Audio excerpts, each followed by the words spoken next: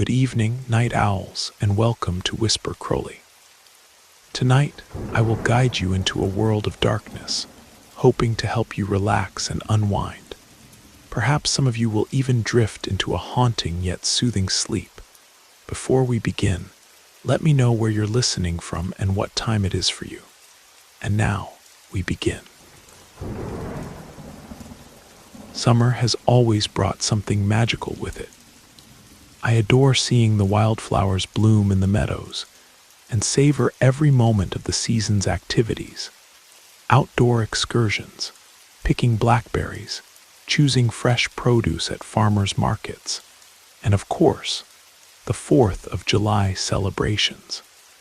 July in particular holds a unique place in my heart, as it's the month when my husband and I celebrate our wedding anniversary. This July marks 17 years since that special day.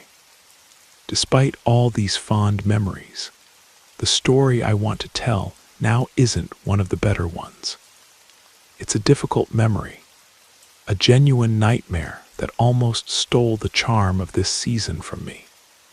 We had celebrated our 15th anniversary the previous weekend, and for the following one, we planned a relaxed and fun afternoon. We chose to go berry picking at a local farm. The day was beautiful, and we both had the day off from work. We spent hours at the farm, which was huge and filled with activities. So we didn't just pick berries. We enjoyed a live band, drank cold lemonade, and indulged in fresh-baked scones. When we were getting ready to leave, I noticed my husband still didn't want the day to end. I asked if he'd like to do something else before heading back home. He smiled and suggested a walk. Truth be told, walks have never been my favorite pastime. I enjoy being outdoors, but I'm not a fan of traipsing through the forest where there are insects and animals. But I know how much he loves this type of adventure. So, when he suggested visiting one of the locations near the berry farm, since we were already in the area, about an hour from where we live, I agreed.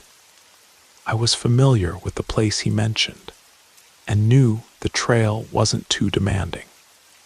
We left the berry farm and set off for our summer walk around 3 in the afternoon, planning to return home by 5. When we parked, I noticed my husband looked frustrated. The park was closed for some kind of renovation. Or at least that's what I deduced from seeing a large sign informing visitors it would reopen only in October of the following year. Instead of turning around, he parked and commented that we needed to check the sign more closely. As we walked to the beginning of the trail, he showed me that several cars were parked there. According to him, even with the park closed and out of season, we could probably walk the trails without any problems. He began trying to convince me, suggesting we should at least see what the beginning of the trail was like. To strengthen his argument, he kept mentioning the other cars, suggesting that if other people were there, we could be there too. Eventually, I gave up arguing and agreed to take a look at the first few minutes of the trail. But I made it clear that afterward, I wanted to leave. He seemed excited. This kind of adventure outside the rules was unusual for us, even if it was something harmless. To access the trail, we had to jump over a chain-link fence and pass by various construction equipment. At that point, I was already beginning to regret it. Entry signs were all over the place, and I was convinced that soon some worker or even a police officer would stop us. After walking for a few minutes, my husband spotted a small cabin off the trail up ahead. It wasn't an old, abandoned cabin. In fact, it was the opposite. The construction appeared relatively new, and from its style, It probably served as a rest area for the renovation workers. My husband decided to take a closer look, so we continued with our sequence of questionable choices. As we approached, he observed that it was a portable construction. I had never seen something like that up close and found it curious. He explained that it was similar to a trailer. It didn't have plumbing or air conditioning, but it was sturdy enough to serve as a shelter for eating or taking a break. When we were about 10 feet away, we could hear muffled voices coming from inside the cabin. To avoid drawing attention, we decided to keep moving forward toward the door instead of abruptly turning away. I know this seems contradictory, but if we had turned and run, we would have attracted much more attention. So we crouched down and moved quickly to the side of the building, trying to find a way to get out of there without being noticed. At that moment, I was already convinced we were in trouble. I imagined it was a construction crew, or maybe even a forest ranger. While we hid on the side of the building, my husband signaled for me to stay quiet while he tried to listen. Being much taller than me, he managed to put his ear to the window. I couldn't hear what they were saying. I only caught the muffled tone of voices that seemed angry. Then he decided to cup his hands and peer through the window. In all the years I've known him, I've never seen him with the expression he made at that moment. It was as if all the blood had drained from his face, and he quickly ducked down. That frightened look in his eyes was alarming enough, but the tone of terror in his voice was even more disturbing. He looked me straight in the eyes, his voice trembling, and said, "We need to get out of here." Now, grabbing my arm, he pulled me as we ran back to the trail and then to the car. I barely had time to close the door before he was already speeding out of the parking lot. During the entire drive home, he looked in the rearview mirror every few seconds. I insisted on knowing what he had seen, but he refused to tell me. I kept imagining that whatever it was, it certainly wasn't a worker or a forest ranger, because he would never react that way to them. As soon as we got home, he got out of the car and called the police. He even made the call from inside the car, probably so I couldn't hear the conversation. The worst part is that to this day, I don't know what he saw that afternoon. Later that same night, he begged me to stop asking questions and asked me to promise never to bring up the subject again. After a brief argument, I agreed, and since then I've kept my word. Years have passed and still, he has never told me. It may seem incredible, but the story only gets worse. Whatever he saw that day affected him so deeply that he has never slept well since. He avoids talking about the incident with anyone and has learned to deal with his insomnia. He attributes his sleepless nights to work and stress, but I know it all started after that incident. Every night he lies down beside me, but as soon as I fall asleep, he gets up and goes to the living room. There he doesn't watch TV, play games, or read. He simply sits facing the door until he finally falls asleep on the couch shortly before the alarm goes off. I sincerely hope that one day he finds the peace he so deserves. But I can't help but wonder what could have been so horrifying inside that cabin that it continues to haunt him all these years later.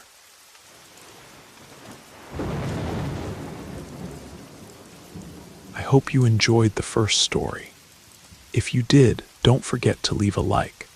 But if I didn't do my job well, feel free to give it a thumbs down. Either way, drop a comment and let us know where you're listening from and what time it is for you. Now, let's continue. I really don't consider myself a kid person. I know that's a direct statement, but it's how I feel. I've always had somewhat frustrating experiences with children. Now that I'm getting older, I feel like I need to decide in the next few years if I want children of my own. In the first months of last year, I made an effort to spend more time with my sister and her infant daughter, just to get more accustomed to being around children. A few months ago, an opportunity arose to watch a coworker's child for a day. A year ago, I would have refused the offer without thinking twice. But since I was trying to keep a more open mind about children, I decided to accept and watch the child for a few hours. Not to mention, the extra money came at a good time. I was relieved to discover that the child wasn't a baby like my niece. She was 6 years old and loved to play. I find that age quite enjoyable, at least for me. We played outside for a while, and everything seemed normal and ordinary. When it started to drizzle, we decided to go inside to avoid getting soaked and muddy. As soon as we got in, she started to get a little grumpy. I tried to remember the games I liked at that age and thought of hide and seek. That was always my favorite when I was a child, and occasionally I even played it with my friends in high school. She loved the idea. I was surprised to find out that she had never played hide and seek before. I had to explain the game and the rules to her. As soon as she understood, she was eager to start playing. To make the experience more exciting, I tried to create an adventurous atmosphere, giving the game an extra touch. We played a few rounds, but soon she started complaining, saying I was hiding in places that were too easy. In the next round, while she was counting, I went up to her bedroom and hid under the twin bed. It wasn't exactly the most difficult hiding spot, but I considered that she was only 6 years old. Soon I heard her voice announcing, "Ready or not, here I come." She began running around the downstairs, and her giggles made me smile too. It was obvious how much she was enjoying herself. A moment later, I happened to turn my head and was confronted with a chilling sight. A strange-looking man was standing outside the window, looking directly inside. Instinctively, I held my breath and covered my mouth with my hand. He didn't seem to notice me, and for a moment he just stood there. Then he leaned in and pressed his hands against the window, as if trying to get a better view of the room's interior. My heart raced with fear at the thought of the girl seeing this unexpected figure. Every instinct screamed for me to get up, grab the child, and get out of there as fast as possible. But I was simply paralyzed with fear. In that instant, the nightmare only worsened as the man began forcing the window, clearly trying to open it. I immediately dismissed the possibility of him being someone known to the family, because he kept looking over his shoulder, as if aware that what he was doing was wrong. He tried a few more times forcefully, but the window didn't budge. Then he gave one last look around and disappeared. I barely had time to process this before the girl jumped onto the floor and shouted, "Found you." I let out such a loud scream that she got startled and jumped backward. At that moment, I didn't know if the man was still out there, or worse, trying to get in again. Thinking quickly, I decided to take her for ice cream. After all, it was the height of summer. I rushed to the garage, opened the door, and drove as fast and as far as I could. I didn't see anyone outside, but I also didn't stop to look carefully. Although I knew I probably should have called the police right then, I chose not to in order to avoid scaring the girl who was having so much fun. I was terrified and wanted to spare her any hint of that fear. Part of me still wondered if that man could be a relative of theirs or something. But after that suspicious behavior, I preferred not to take any chances. When we reached the ice cream parlor, I sent a message to the girl's father and told him everything that had happened. While we waited, I couldn't stop looking over my shoulder, making sure no one was following us. Her father called the police, which gave me immediate relief. He and a police officer met us at the ice cream parlor, and we told the girl that the officer was a friend of her dad's, so she wouldn't be scared by the situation. I stepped away with the officer and described the man in detail. When her father heard the description, he was horrified. He had no idea who that man could be. After that, they went to stay with his parents for a few weeks, but eventually they returned to that house. The man was never found, and as far as I know, no one else has tried to break in. The father installed a security system and is seriously considering moving because the trauma of that strange figure is too much to bear. Months later, he still thanks me for handling the situation the way I did, even though he would have preferred that I call the police immediately. He appreciates that I thought first about his daughter's well-being. Now I'm the one having nightmares, reliving the disturbing look of that man through the window.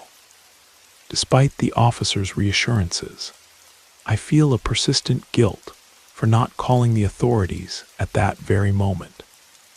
Would you have done that, called the police? Maybe confronting that man was an option. I'm just relieved to know the girl is okay, and I hope that figure never returns. But I wonder what would have happened if I hadn't been there that day. The thought still chills me to the bone.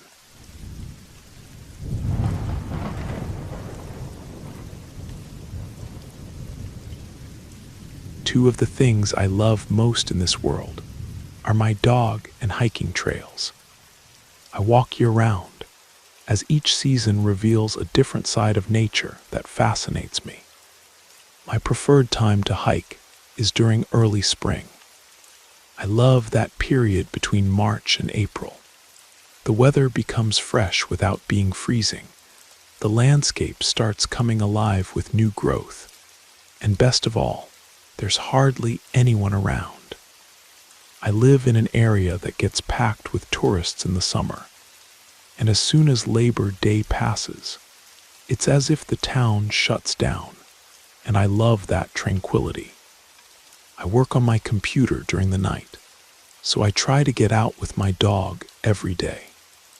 I've been living here for 19 years and have explored all the trails open to the public, and even some not so permitted ones. During all these years, I never experienced anything like what happened last month. It was an ordinary day. I took my dog for a trail around 11 in the morning and began walking through the forest behind my house. It's an area covered by tall pines and surrounded by a creek. I'm not entirely sure if it's private or public property, but everyone who lives near the creek walks through there, and nobody seems to mind. As we were walking near the water, my dog began to growl, visibly disturbed. This behavior isn't normal for her at all. I tried to calm her down, but she continued growling and whimpering. That's when suddenly a man ran past us, crossed the creek, and stopped on the other side. I froze for a moment, completely surprised. I got quite a shock. It's not as if the creek was shallow. The water was strong, and he simply jumped through and ran to the other side. I didn't know if he had seen me, so I tried to hide with my dog behind some bushes. She was still growling, but quiet enough that no one could hear her from across the creek. I peeked through the bushes and saw that the man was still there on the other side of the creek, but now with his gaze fixed on me. At first, I didn't know if he could actually see me or was just looking in my direction, until he began to speak, and it was like watching a nightmare become reality. In a low, disturbing voice, he said, "I see you." At first, I tried to ignore it, but he repeated and continued repeating, "I see you. I see you. I see you." In case it's not clear, I was completely frozen with fear. I continued spying through the bushes. He was a middle-aged man, not very tall, maybe 5'6", with a slightly protruding belly, but far from being overweight. Then, without warning, he started running in my direction. He crossed the creek, making water fly in all directions, while my dog became increasingly agitated. At that instant, survival instinct took over, and I decided to stand up and face him. When he was just inches away from me, I took a firm step forward, and he stopped immediately. He was so close that if I wanted, I could have extended my arms and reached him. And then he opened an enormous smile, that smile with yellowish teeth that will never leave my mind. Before I could react, he leaned in even closer and let out a blood-curdling scream. It wasn't a simple ah. It was a high-pitched, absolutely terrifying shriek. After the scream, he started laughing, then ran back across the creek and stopped in the same place, now cackling loudly in the forest. Cell phone signal is spotty in the area, but fortunately, I had enough coverage to call the sheriff, who is a good friend of mine. I decided not to lose sight of the man until the sheriff arrived. I didn't know if he posed any danger, but the last thing I wanted was to see him wandering through the woods behind my house. The sheriff arrived a few minutes later, and thankfully, I wasn't as far along the trail as I had imagined. He came accompanied by 2 other officers, and together they approached the man cautiously. They weren't aggressive, they were just trying to talk to him. But the guy must have felt threatened because, just as when he ran toward me, he charged at the sheriff, which forced the other 2 officers to subdue him. The man screamed non-stop from the moment they handcuffed him until they put him in the car. It was actually a sad scene. He had no identification, and all they found on him was a regular kitchen knife. The man seemed not to know his own name or where he came from. Nothing. Maybe he was hiding it, but who knows? I'm not entirely sure what happened afterward, but it seems the state was called, and he was transferred to some institution that could better handle the case. Since this happened recently, I don't have more news yet. If I discover anything new, I'll write an update to tell more about who he was and where he might have come from. Here in town, everyone knows everyone, so whoever he was clearly an outsider. We still don't know if he was under the influence of some substance, but even if he was, I doubt the sheriff would share that with me. What do you think? Was he just a homeless person who happened to cross my path on the trail? Or was it something stranger? I'm just relieved to have encountered this guy during daylight, and not in the middle of the night. And more importantly, I'm happy that my little dog is fine and without a scratch. I've been more cautious on my walk since then, always carrying pepper spray and staying on more populated trails. Sometimes I still think I hear that blood-curdling scream echoing through the trees when I'm walking alone. But I try to remind myself he's gone now, locked away somewhere he can get the help he needs.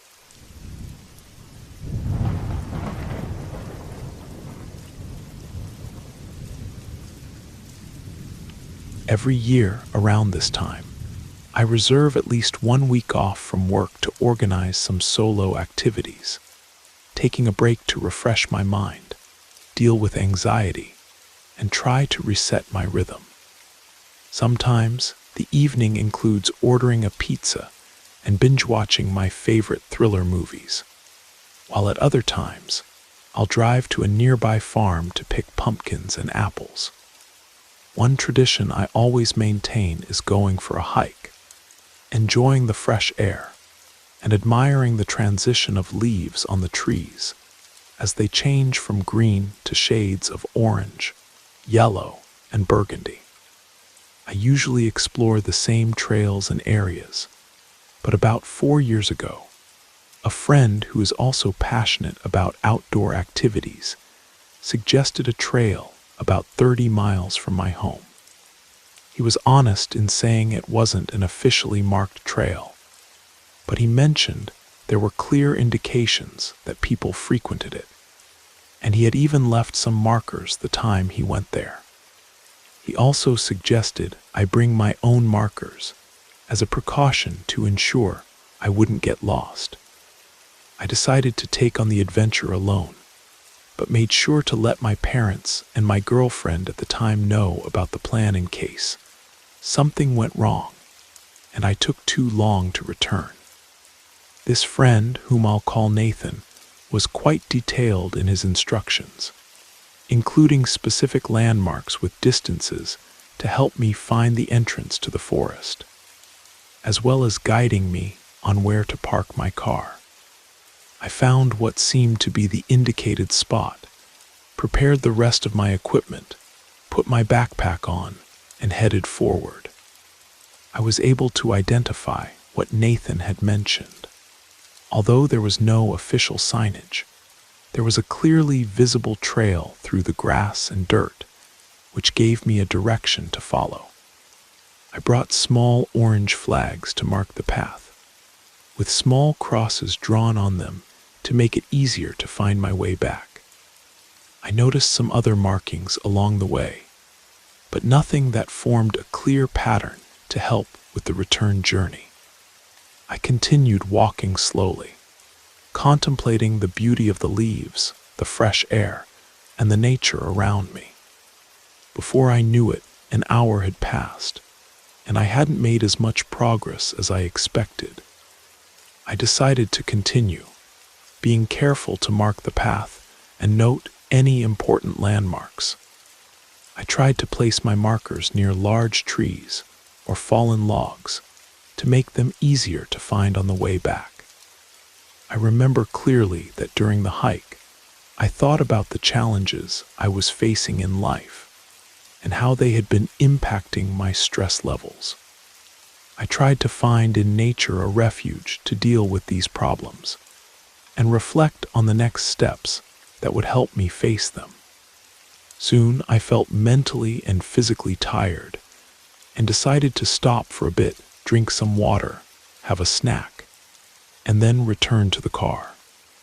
As I drank the water, I noticed that everything around me had gone silent. The natural sounds had ceased. I made a loud noise just to make sure my hearing was intact, and I could hear my own voice. At that moment, the sounds around me suddenly returned. I found that very strange, and thought it best to stay well hydrated to avoid taking any risks. My walk back started smoothly. I could see the flags I had positioned to mark the route, and each one helped me remember the landmarks and calculate how far I was from the exit. But about halfway back, I began to feel confused, or perhaps my memory was playing tricks on me. The flags started appearing in places where I didn't recall placing them. One was on a tree, and another immediately after, right in the middle of the path.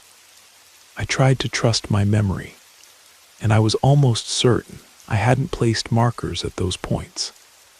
Without many options, I continued moving forward, eyes wide open, looking for any sign that would be familiar and give me some sense of direction. But as I went on, everything around seemed less and less recognizable. I took out my phone and tried to activate the car alarm. No sound.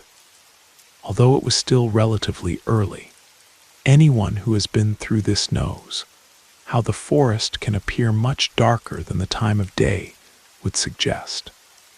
I also noticed that the number of markers was increasing.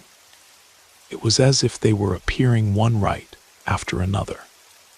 After about 50 more minutes of walking, I found 3 markers in a row, leading to what appeared to be a large rock covered in moss and leaves. But as I approached, I realized it wasn't a rock, but a structure resembling an old cabin, almost entirely covered by vegetation. As soon as I understood what it was, I began to back away slowly until I heard a sound, a loud crack followed by a slight creaking. The cabin door had opened, and all I could see was a hand, or more precisely, a finger making a gesture for me to come closer. I immediately turned and ran with all my might. I didn't stop for a good 10 to 15 minutes. When I finally stopped to catch my breath, I took out my phone again and tried to locate the car alarm. Fortunately, I could hear the sound, though very distant. I followed the direction of the sound, which became clearer with each step, until I finally found my car. I quickly got in, locked the doors, and hit the road without thinking twice.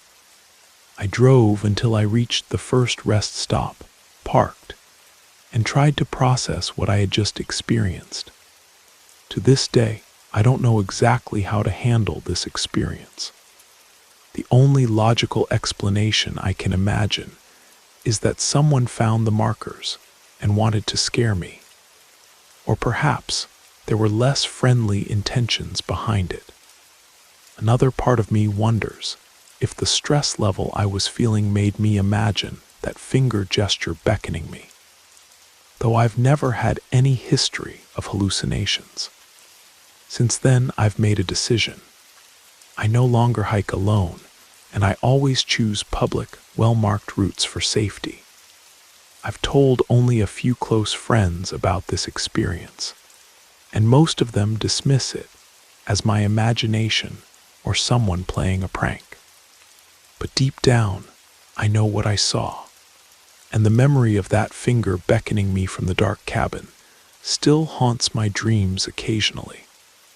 I still love hiking and the outdoors, but now I carry a satellite GPS device, a whistle, and pepper spray. I also make sure to share my exact location with family before heading out. Some might call it paranoia, but after what happened in those woods, I believe it's just being sensible. After all, you never know what or who might be waiting for you off the beaten path.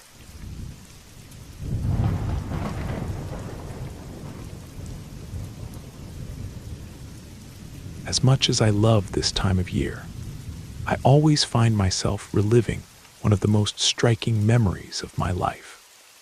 I've always been someone who loves being outdoors. Any opportunity to get out of the house was seized. Hiking, sports, beach, you name it. If it was outside, I was there. Going back to my high school days, which is now about 12 years ago, my parents signed me up for a school excursion. It was a camping and hiking program, planned for a weekend in the mountains near Lake Tahoe. I thought the idea was incredible for several reasons, especially because we would have Friday off from classes. I convinced some friends to go too, and the excitement of spending a weekend in nature with them, without worrying about the world, was immense. Finally, Friday arrived, and off we went, traversing a good portion of the local mountain range. The hike wasn't that difficult, to be honest. It seemed like the trail was made for beginners. Around 5:30 in the afternoon, we decided to set up camp. We must have been about 15 students, accompanied by 3 teachers. On the first night, my friends and I, who shared a tent, ended up being reprimanded by one of the teachers. There was a strict rule to turn off all lights at 10 o'clock, but we were still wide awake and excited. One of the reasons I used to convince my friends to go, besides skipping Friday's classes, was that we could play our Nintendo DS in the tent.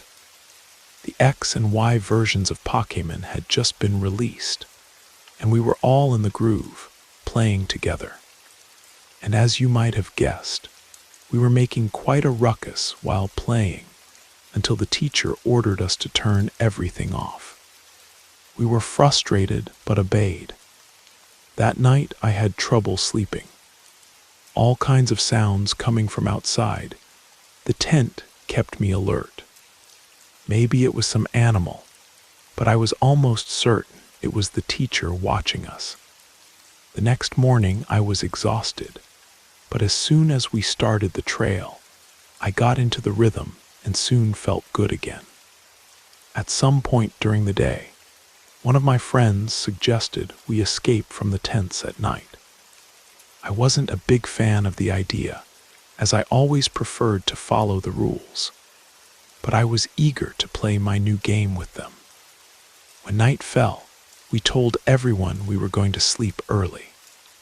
Around midnight, while I was almost falling asleep, my friends called me for the escapade. I woke up a bit groggy, but the excitement and adrenaline soon made me alert. I realized how risky it was to go out into the forest at that hour, but I ignored these thoughts. In my head, we weren't doing anything so serious or illegal, so there would be no major consequences. We walked far enough to ensure no one in the camp would hear us. Most of us were already almost out of battery on our DS, so we agreed to play until the devices completely died, and only then would we return. The first 30 minutes were amazing. I felt like I was creating a memory I would carry with me for life. The problem is that, unfortunately, this memorable experience would end up being unforgettable for very different reasons. After those initial 30 minutes, we heard noises among the trees, and everyone froze. The first thing that crossed my mind was that it could be a mountain lion, and fear took hold of me. I had no idea what I would do if it were. A few seconds later, a person emerged from among the trees. It was shocking, unexpected, and to be honest, quite bizarre. He didn't look in our direction and didn't say a word. We were all sitting on fallen logs, almost forming a semicircle, and the strange man simply sat down with us, completing our circle. He appeared to be around 40 years old, was of medium height with dark hair combed back. He was clean-shaven, and what was most striking was that he was dressed in surprisingly elegant clothes for someone in the middle of the forest. Even though they were worn and dirty, the pieces still maintained a refined air that seemed out of context there. No one said anything. We just exchanged glances, almost frozen with fear. None of us dared to speak to the man. He just sat on the log and stayed there staring at the ground. We looked at each other and silently decided it was best to get up and return to the camp. We counted to 3 in silence, and as soon as we stood up, the man did the same, remaining still and not looking at us. He didn't seem aggressive, but it was as if he was mimicking our movements, and that made everything even stranger. The fact that he stood up with us was enough to terrify us. Without thinking twice, we decided to run as fast as possible back to the camp. I led the way, and the others came behind me.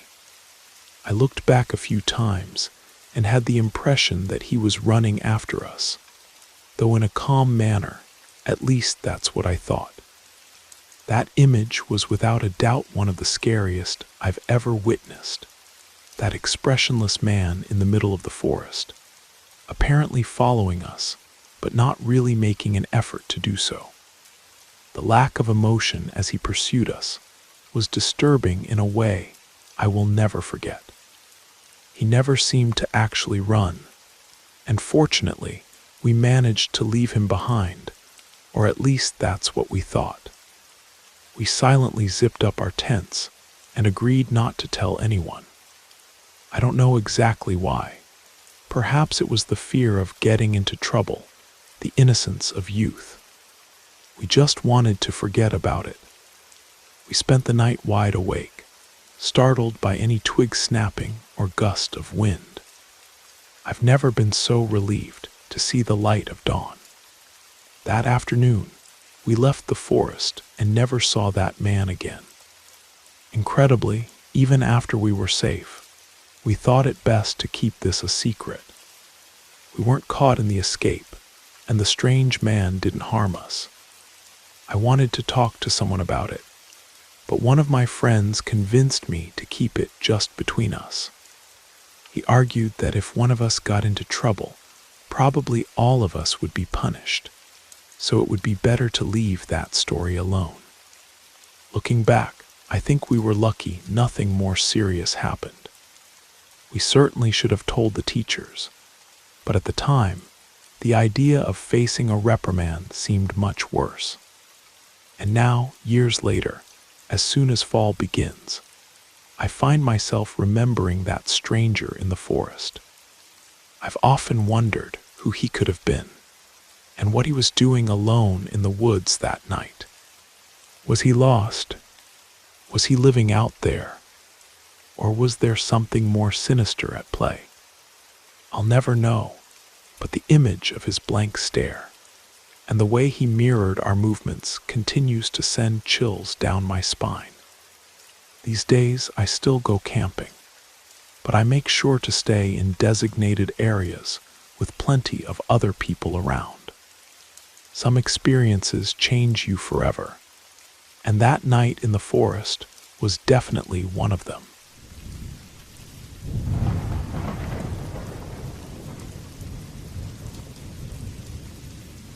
The story I'm about to tell is undoubtedly one of the strangest and most unsettling things I've ever experienced.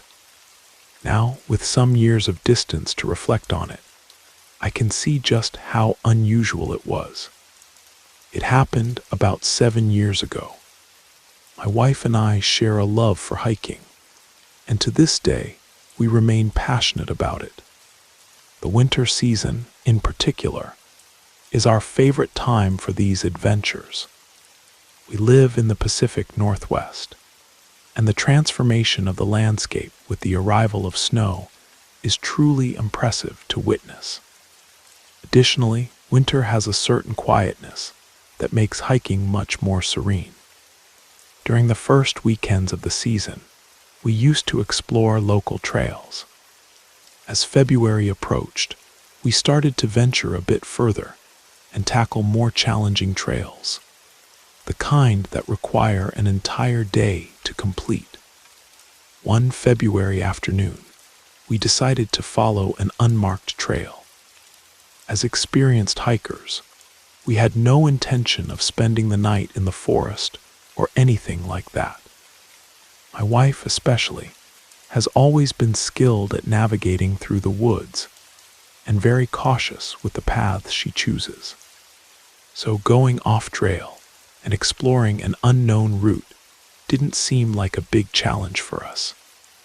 Around noon, we decided to take a break in a cozy clearing. It was hard to believe that this spot in the forest wasn't a common destination for visitors. It seemed almost as if that little piece of the woods had been designed to welcome hikers in search of rest. It was a circular area with 2 fallen trees where we sat, 8 protein bars, and decided to take 15 minutes to rest before returning to the dense forest. Just before heading back into the woods, we heard a sound coming from the trees up ahead. We immediately stopped, alert to the noise of something moving. We knew that in that forest, there were animals capable of causing us serious problems if we weren't careful. The more we listened, the less certainty we had about what it could be. It was clear that this wasn't just the wind. There was definitely something there. I suggested we remain still until the noise ceased. But my wife was determined to discover what was hiding beyond the dense vegetation. I can't blame her. I was curious too, just not wanting to risk an encounter with a bear or something similar. We advanced cautiously, trying to make as little noise as possible. To this day, as I write these words, I still can't believe what we saw. Moving from side to side in a very erratic manner was what appeared to be a young woman, a really beautiful woman, perhaps in her mid-20s. I could tell she had blonde hair and blue eyes, wearing a white dress that went down to her knees. The most intriguing part was that she was barefoot. Her feet were dirty, with soil marking her legs and calves. You're probably wondering why we didn't approach to help this woman who seemed lost or in trouble. To be honest, we tried at least a little. We didn't want to get too close because she was acting very strangely, gesturing in an uncontrolled way and moving without direction. She was mumbling and talking to herself, but nothing we could clearly understand. Just moans interspersed with occasional laughter, almost as if a chaotic conversation was happening just for her. So instead of approaching this visibly disturbed figure, we called out to her from a distance. At first, she didn't react, continuing to hop through the forest in a strange way, almost like a frog, if that makes sense. Then we shouted again, this time much louder. She must have heard us because she stopped where she was, completely still. She stood there without making a sound and without moving. My wife stepped forward and asked the woman if she was okay, if she needed help. But instead of responding, the woman turned and let out a hiss toward my wife. And no, this is not an exaggeration. She literally made an angry cat sound before turning and running into the forest in the opposite direction. I stood paralyzed, but my wife decided to go after her for a while. She yelled that we couldn't simply abandon the woman alone in the woods. After a few minutes of pursuit, my wife gave up, not because she had changed her mind, but because the woman was fast enough to leave my wife behind, despite being barefoot. I remained at the spot where we initially encountered the woman, while my wife returned to our starting point. She called the forest ranger and explained the situation, bringing him to where I was waiting in case the woman returned. The ranger gave us a lecture for hiking off the designated trails, but technically, the area where we were wasn't illegal, so we didn't have any major problems. My wife was frustrated with the ranger's lack of interest regarding the woman we saw. We had the feeling he thought we were making up some kind of story. Nevertheless, they began a search for the woman. After a few days, however, they found no trace that anyone had been in that area. They said there was no sign of her at all. They even compared our description with recently missing women. But the mysterious woman we saw didn't match any of the women being sought after. We never got answers for this strange episode in the forest. My wife even returned to that region several times, trying to find any sign of the mysterious woman, but nothing was discovered. In a way, we found some comfort in the fact that no woman matching that description was reported missing, or worse, found dead. To this day, I don't know what we saw that day. I have no idea where that woman came from or where she went. The only thing I know for certain is that she was clearly not in her normal state of mind and was surprisingly fast. I've shared this story with a few close friends over the years, and the reactions have been mixed. Some suggest she might have been a hiker who got lost and became delirious from exposure or dehydration. Others have proposed more supernatural explanations that I'm hesitant to entertain. All I know is what I saw with my own eyes. A woman in a white dress, barefoot in the snow, moving with inhuman quickness and making sounds no person should be able to make. My wife and I still go hiking regularly, but we stick to marked trails now. Some mysteries are better left unexplored, and whatever was happening in that secluded part of the forest on that winter day is definitely one of them.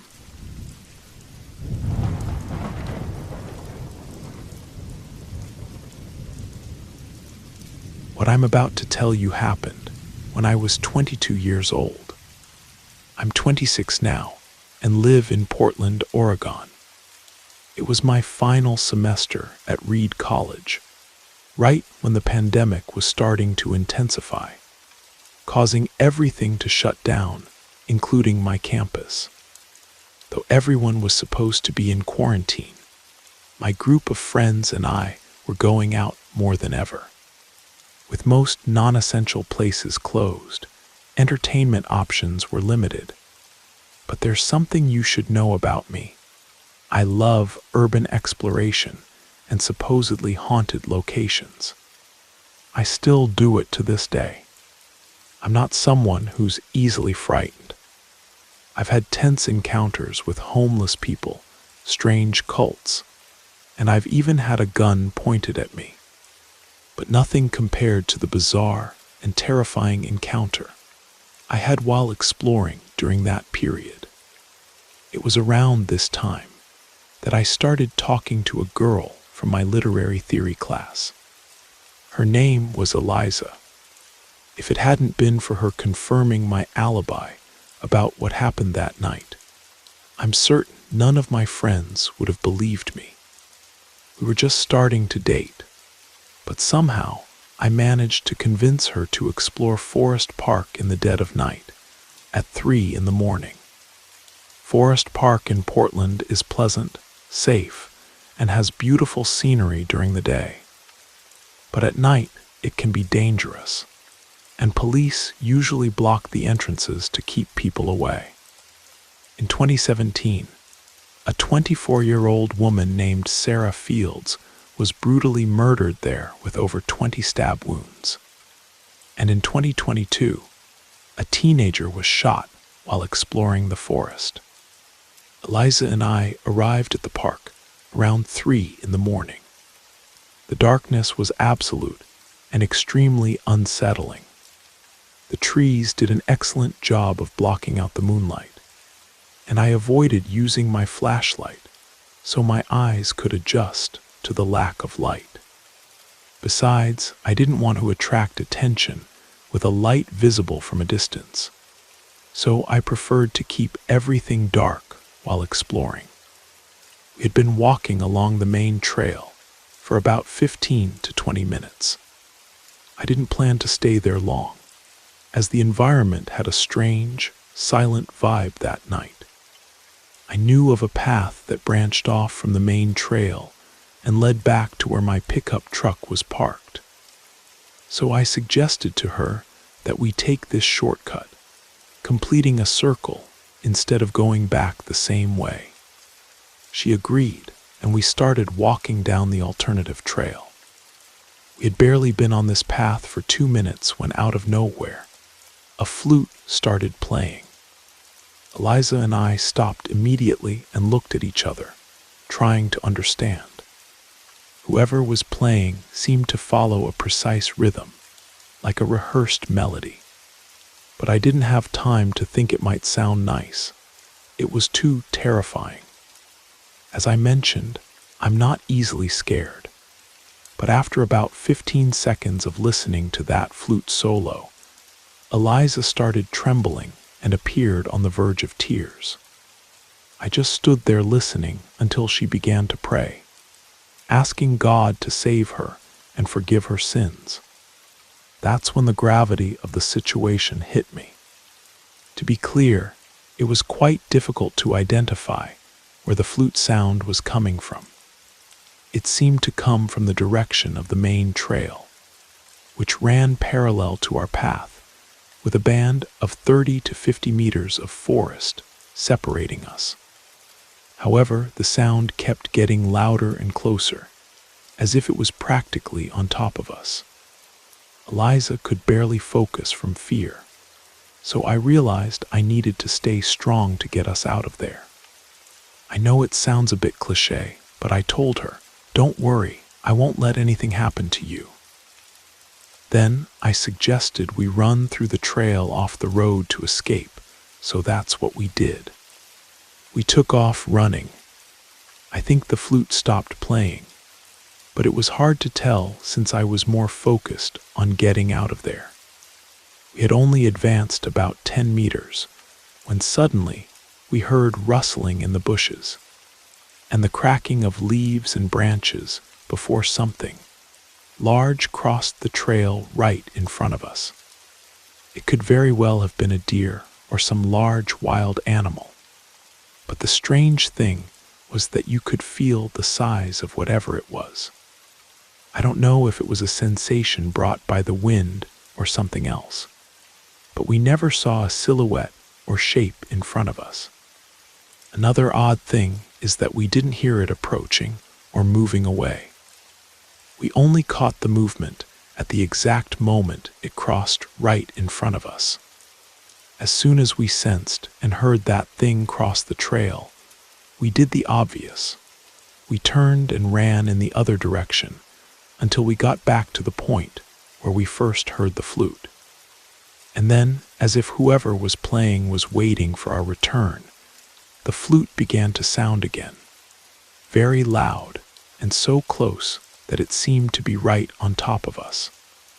This time the sound seemed to mix with bells, something reminiscent of Irish music, but still maintaining a cadence.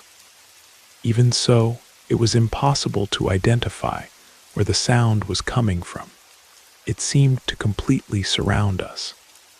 At this point, my fight or flight instinct kicked in. Trapped, we had choices.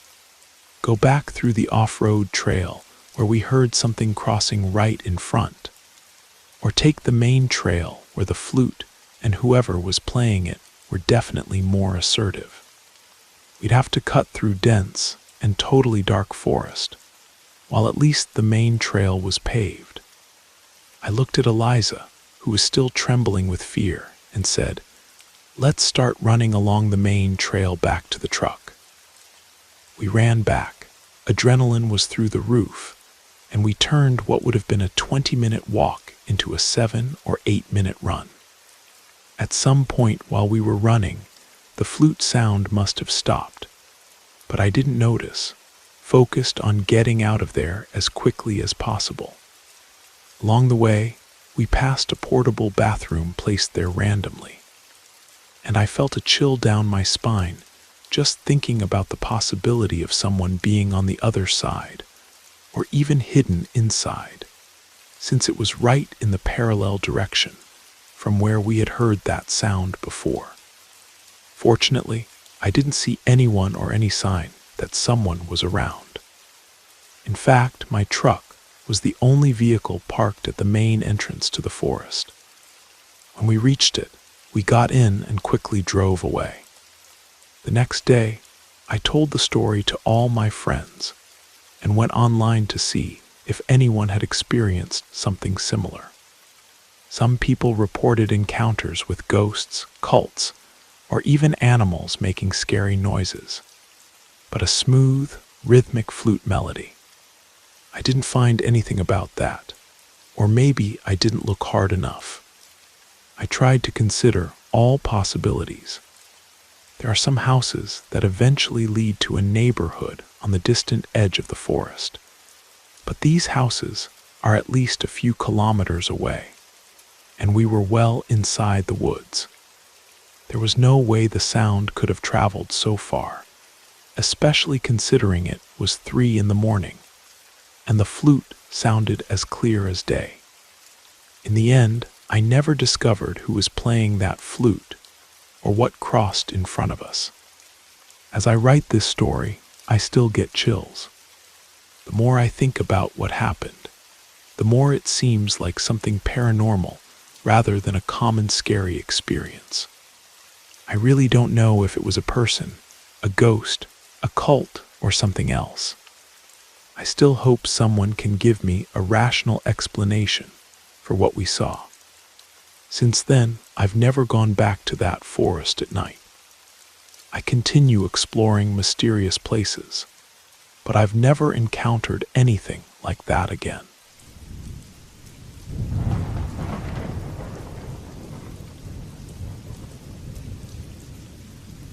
I'm 25 years old and work as a pharmacy technician at a mid-sized hospital in northeastern Minnesota. My shift is nocturnal, starting early in the evening at 6 and going until 4 in the morning. I'm also responsible for stocking the operating rooms. I work a full week, 7 consecutive days, and then get 7 days off. Those 7 working days are exhausting, but the days off make up for it. My schedule starts on a Monday and ends on a Sunday. So on the 6th night of work, which was a Saturday, I left a bit earlier to spend some time with my wife at her sister's house, which is about a 30-minute drive from our place. She was looking after her younger cousins, while her sister and brother-in-law were away.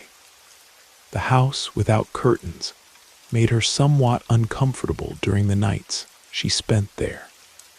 I hadn't gone from the beginning because I was still in my work week, and she thought it wouldn't be worth it if I arrived at 5 in the morning, only to go to sleep as soon as the sun rose.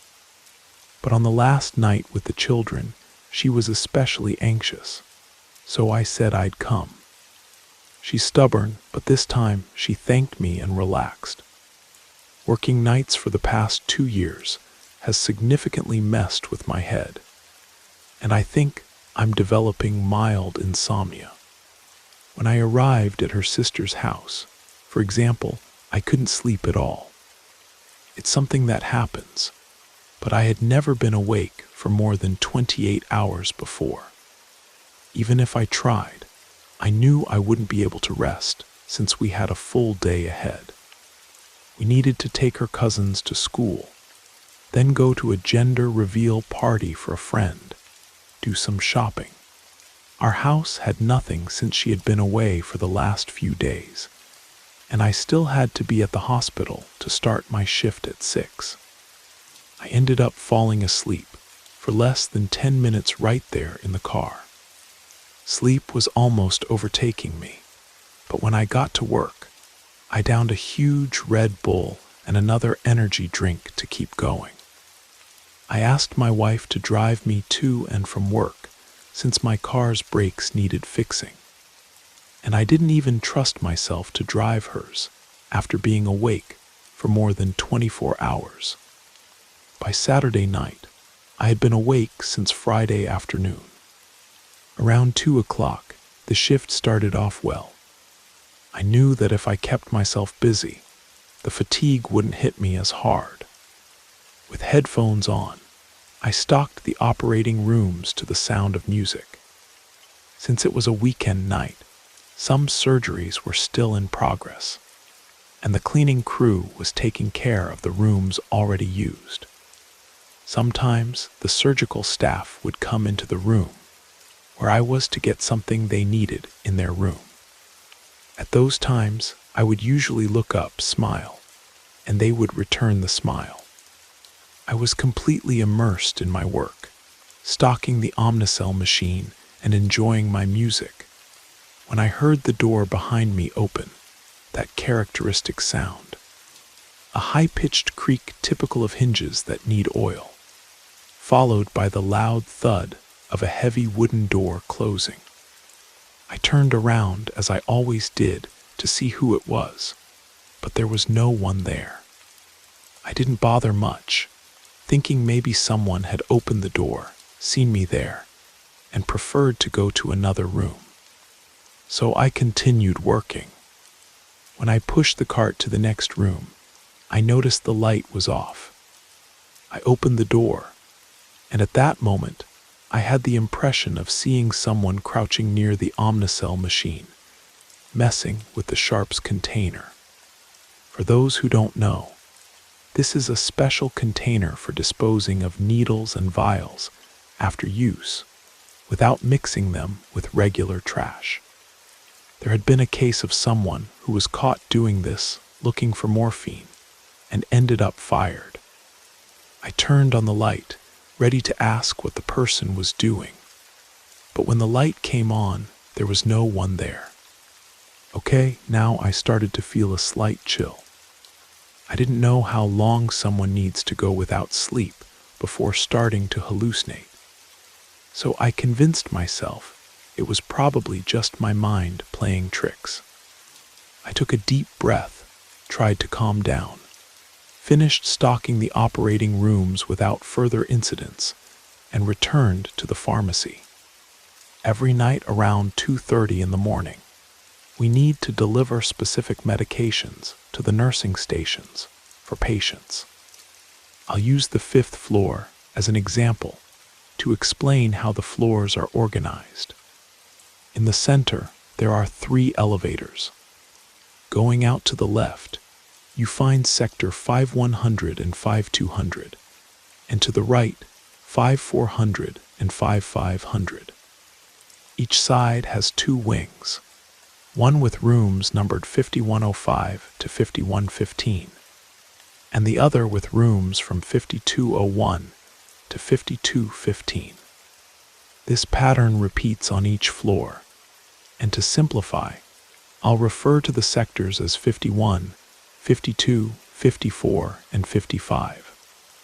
Recently, the 54-55 side of the 5th floor was under renovation. Patients were temporarily relocated to the 3rd floor, called the overflow floor. That particular night, the 54-55 side was empty since the hospital was relatively quiet. I went up through the hospital delivering medications floor by floor until I reached the 5th. After finishing the delivery on the 51-52 side, I decided to check on the progress of the renovation on the 54-55 side. Upon entering, I felt a chill. There were no nurses or patients, just long, empty corridors. Although I'm used to circulating in deserted areas like the operating rooms, seeing empty patient rooms brought a different kind of discomfort. I walked slowly through the 55 side. Suddenly, I heard the sound of a hospital bed rattling. As I passed room 5512, I saw what was causing the noise. Inside the room, an elderly man was shaking uncontrollably, as if having a seizure. Blood was flowing from his eyes, nose, and mouth, while he emitted a sound between a gargle and a moan, similar to what zombies do in The Walking Dead. The monitor beside him sounded a desperate alarm, like when a patient goes into cardiac arrest. My heart practically stopped when I saw that, and I took a quick step back, leaning against the doorframe. I soon realized that this man urgently needed medical help, so I went back to the room without thinking twice. But when I looked again, he was no longer there. The bed was perfectly made, the monitor turned off, and there was no sign that anyone had been in that room for at least a day. At that moment, I thought I was definitely hallucinating. I quickly returned to the elevators and went down to the first floor where the pharmacy is located. As soon as the doors opened, an elderly man wearing security uniform and a hospital badge entered. As he passed me, he gave me a slight pat on the shoulder. It was the same man I had just seen having seizures and making those sounds. He smiled at me as the doors closed, and I stood there watching the numbers go up as the elevator took him back to the 5th floor. I hadn't touched any button to call the elevator back, but to my surprise, the same elevator returned to the 1st floor and opened its doors. Only this time it was empty. I ran to the pharmacy and sat down, deciding to stay there until the end of my shift, waiting for my wife to come pick me up. While waiting, I did a quick Google search about when hallucinations begin after long periods without sleep. What I found said something between 30 and 48 hours, and I was exactly at the 38th hour without sleep, so it seemed to make sense. The pharmacy is directly below Sector 5455, so when exiting, I can see the window at the end of the corridor in sectors 24, 34, 44, and 54. Sometimes, while waiting for the elevator on that side, I glance through the window. When I went out to my wife's car, I couldn't resist looking back at the 5th floor window. There he was, the same man, watching through the window. A chill ran through my body as I got into the car. I didn't say anything about what I had seen that night until now. I still don't know why I would have imagined that specific man, because I had never seen him before, and he has no connection to my life. I'm still not sure if all of that was just a hallucination, or if it really happened. Everything seemed so real. I slept immediately upon arriving home, and since then, I've never seen him again. But that was less than 3 weeks ago.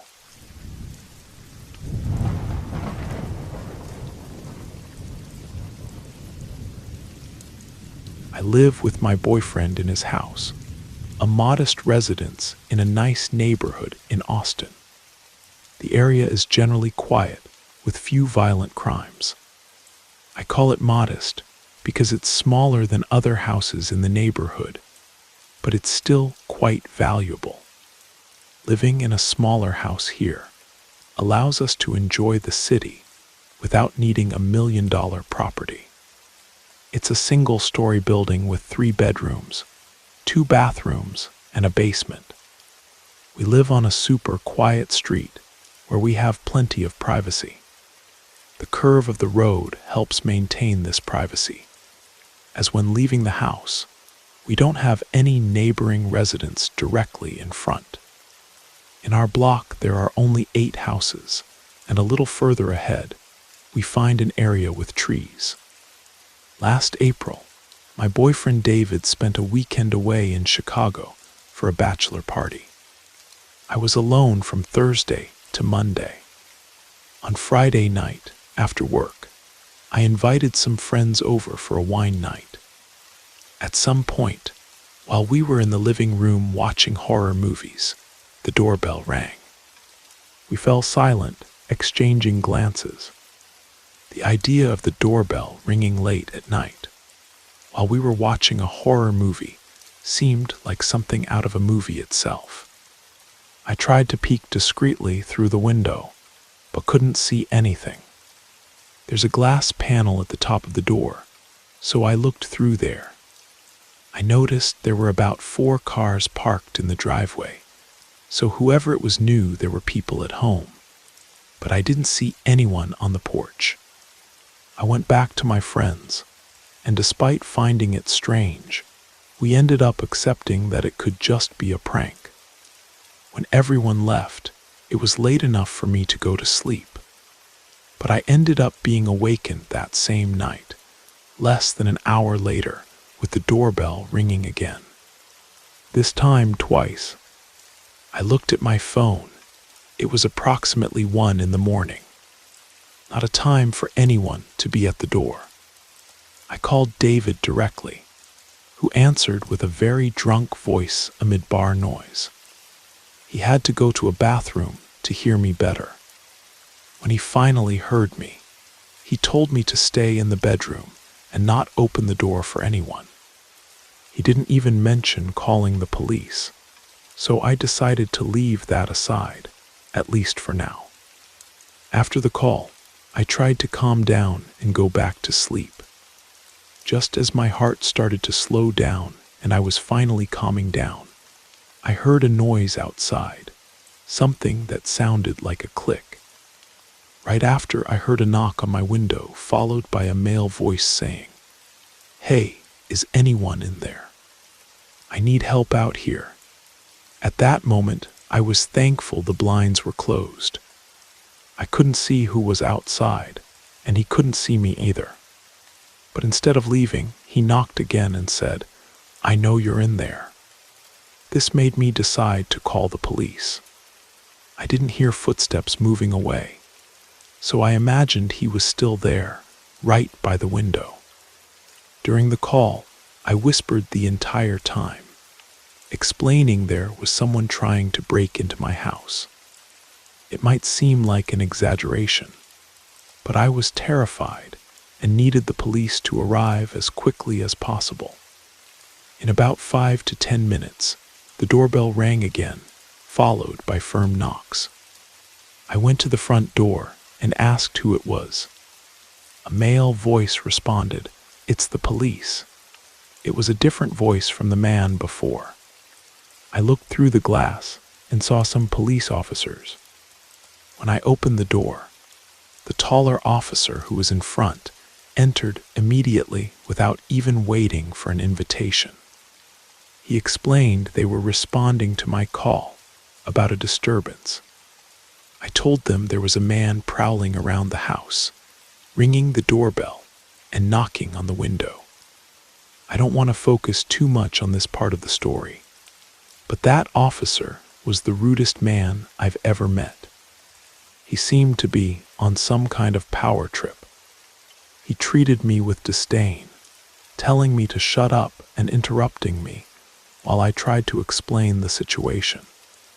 Additionally, he didn't seem to believe my concerns much. His partner stayed quiet the whole time, just observing. The taller officer asked me questions about details I had already said I didn't know, like the man's appearance, despite me making it clear I hadn't seen him. At one point he said to me, "Well, it was you, ma'am, you who called us. If you don't want our help, we can leave." I was stunned. I had never called the police before, and honestly, I didn't expect such a lack of professionalism. I apologized and explained I was just scared. It was around this point that the two officers took a walk around the house with their flashlights. They made a complete circuit, but honestly, they didn't investigate much. I watched through the window. Then they came back to the door and said that without cameras or evidence that the man was trying to do something illegal, there was nothing they could do. So they both left. I didn't feel safer, except perhaps for the fact that whoever it was probably saw that I called the police. I went back to bed, and fortunately only woke up again with the sunlight coming through the blinds. It was around 10 on Saturday morning.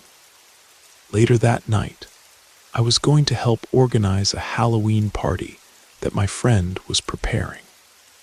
I spent the day shopping at the supermarket and took the opportunity to pick up some items for the party. I would be dressed as Daphne from Scooby-Doo, and my friend who was organizing the party would be Velma.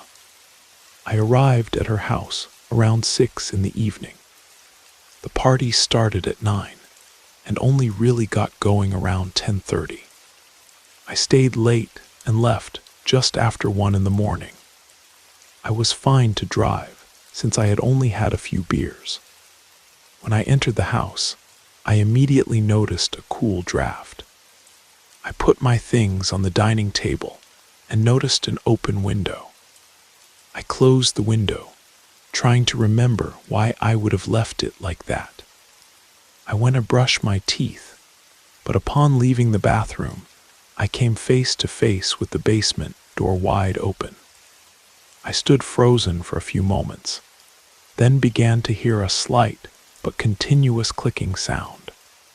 I got close to the stairs leading to the basement and realized the sound was coming from down there.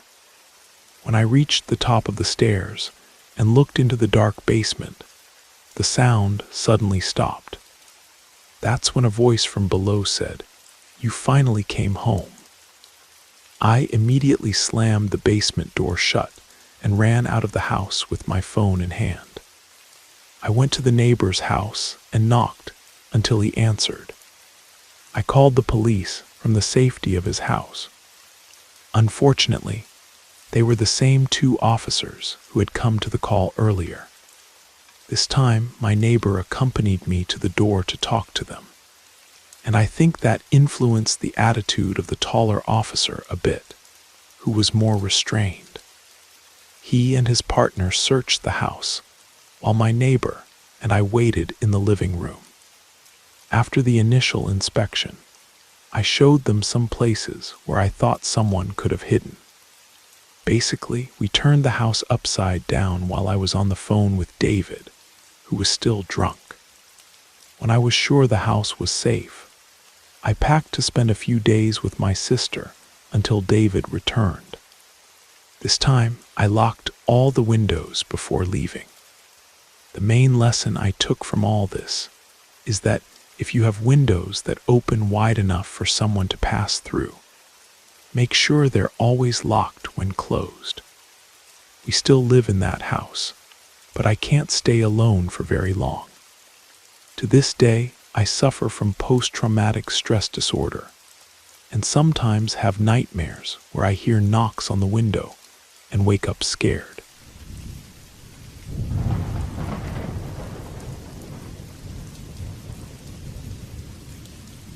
About a year ago, I had an experience that I've finally decided to share. I'm 19 years old and a university student. At that time, I was in the process of joining a fraternity on my campus. I study at a well-known university in New England, famous for its parties, where fraternity culture is taken very seriously. I won't go into details to preserve privacy. On that specific night, I was at the initiation ceremony, the occasion when I and 20 other students would officially become fraternity brothers. During the admission period, which lasts several months, the older members put us through strange situations and peculiar tasks, like blindfolding us or taking us to unusual places. You know, those classic hazing pranks. That night, everything was following this pattern. Blindfolded, we left the fraternity house around 10:30 at night. The veterans collected our cell phones and transported us to a secret location, divided into several cars to ensure we all reached the destination. On the way, we tried to sing along with an old and funny song that played at maximum volume. One of those annoying tasks we always had to do. While still blindfolded, I believe it was part of the whole hazing ritual. After about 20 minutes, the car stopped. I heard doors opening and closing, and soon I felt someone holding my arm, guiding me out of the vehicle without saying anything. We walked for about 60 meters until they told me to sit down and be silent. I realized I was sitting on grass, so I deduced we were probably in a field or something similar. From the sound around me, I realized that other people were also sitting down. and the veterans were instructing each one to remain quiet. After a minute of silence, a voice began to talk to us. It was something about the fraternity, highlighting mainly how we were considered worthy of being part of it. I spent about half an hour sitting there in silence, just hearing some occasional movements around me. I imagined that perhaps they were conducting the final steps of initiation, taking each person for an individual conversation. I wasn't sure, of course. With the blindfold over my eyes, my imagination did all the work. At one point, the footsteps disappeared, and all that remained were the sounds of crickets and the slight rustling of leaves in the wind. By this time, I was starting to feel uncomfortable. A few minutes of pure quietness must have passed. Then finally, there were footsteps approaching, and soon I felt a firm hand holding my wrist, guiding me somewhere. Not a single word was spoken. He also seemed to just want to finish this so I could get rid of the blindfold. As we walked, I felt the ground changing from grass to a rougher surface, realizing we were entering a forest since branches and bushes scratched my skin as we passed. We walked for a good while, and soon the blindfold began to bother my eyes. I mentioned this and asked to stop for a second just to adjust it. He stopped and released my arm. As I massaged my eyes under the fabric, a deep, hoarse voice caught me by surprise. "Take it off." I hesitated, not quite knowing what to think, because the voice wasn't familiar to me. Even so, I removed the blindfold. What I saw surprised me. A tall man dressed in black with a Guy Fawkes mask from V for Vendetta. I let out a scream and jumped backward. Part of me thought it was just a bizarre prank from the hazing, but before I could react, he lunged toward me, shouting that he was going to take me with him. We struggled on the ground, and it was then that I realized he was trying to suffocate me. I gathered all my strength to push him away, got up as quickly as I could, and ran in the opposite direction, guided only by the moonlight that illuminated the way back. My heart was racing, and I kept looking back, terrified by the idea that he might be coming after me. After a while, I heard voices calling my name, and almost bumped into one of the fraternity brothers. Trying to piece words together, I explained to him with a trembling and broken voice that a masked stranger had taken me into the forest and attacked me.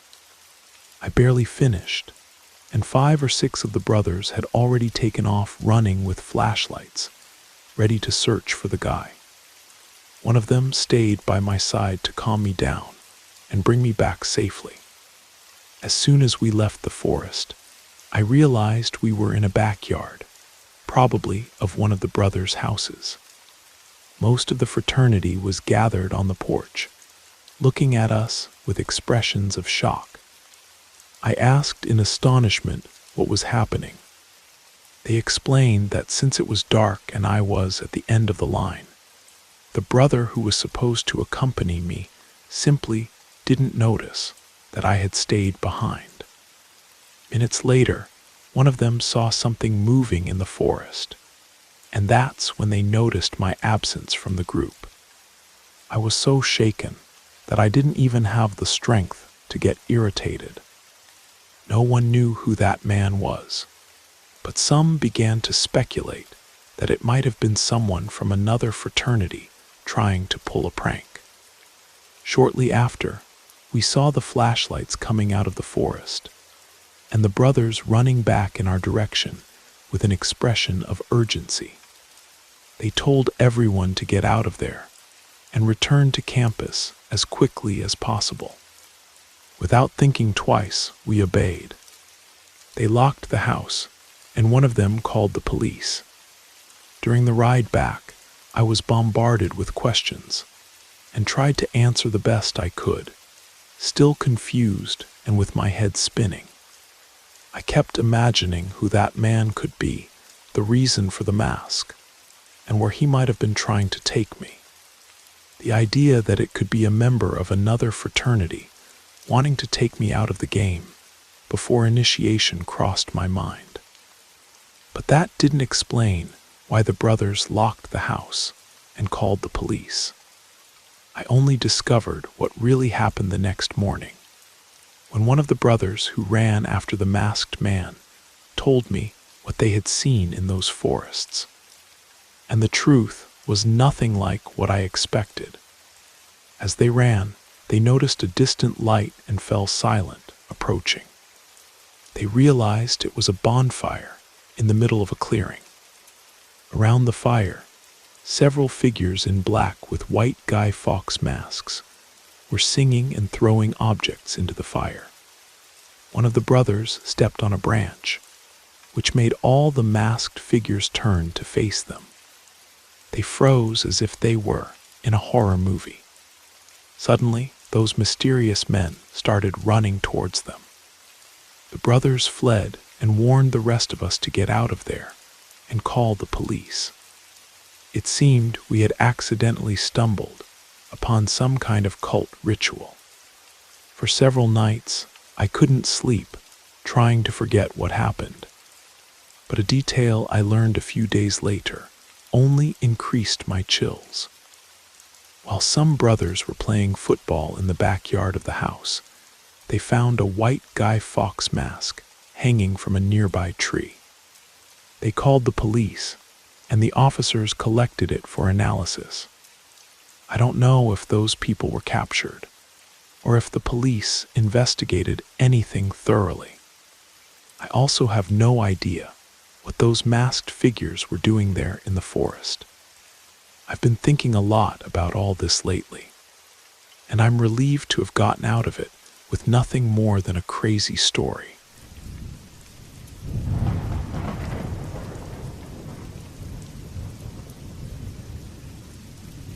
It's been quite some time since I finished college. I studied at the Pratt Institute, a small technical school full of character right in the heart of Brooklyn. Having the chance to live in New York was an incredible experience, and I wouldn't trade it for anything in the world.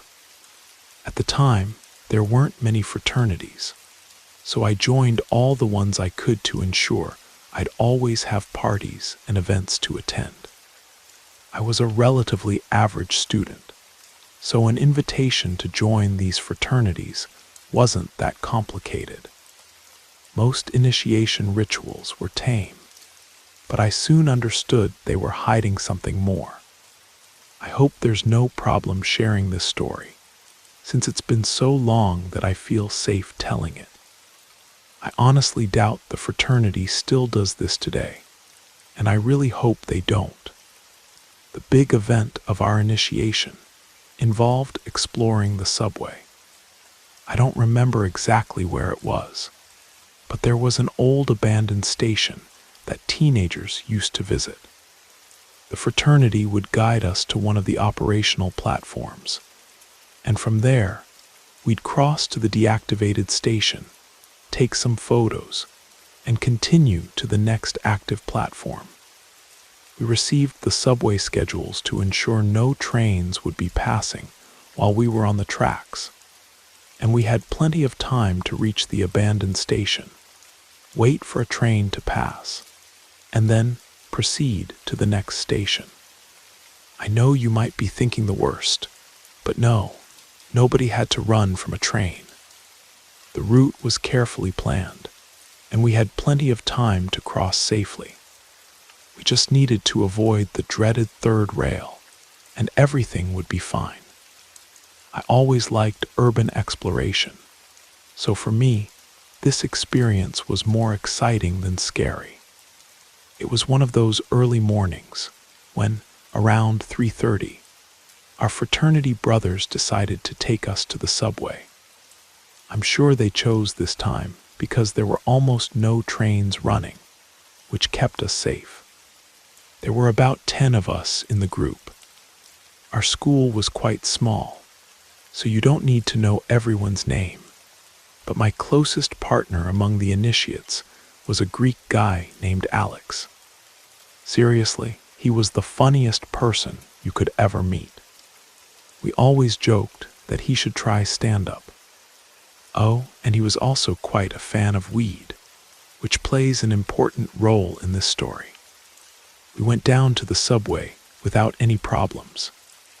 Alex and I stayed further back because the rest of the group seemed a bit anxious about going on the tracks.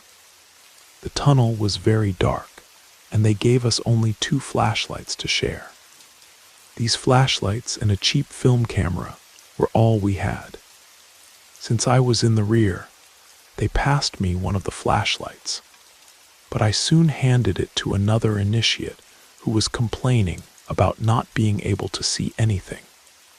We hadn't even walked for 30 seconds when Alex had his first great idea. He pulled a pre-rolled joint from his coat pocket, gave a smile, and signaled for me to stop. "I don't have enough to share," he whispered, pointing to the others who still hadn't noticed what he was up to. Against my better judgment, I agreed. After all, when else would I have the chance to take a hit in a subway tunnel? The 2 of us smoked while watching the others move away, their laughter echoing more and more distant. We finished the joint, and upon realizing how far we had fallen behind the group, we started walking back.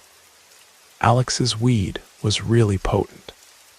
I was more affected than I would have liked, since my tolerance wasn't anywhere near his. We hurried to catch up with the group, but something ahead caught Alex's attention.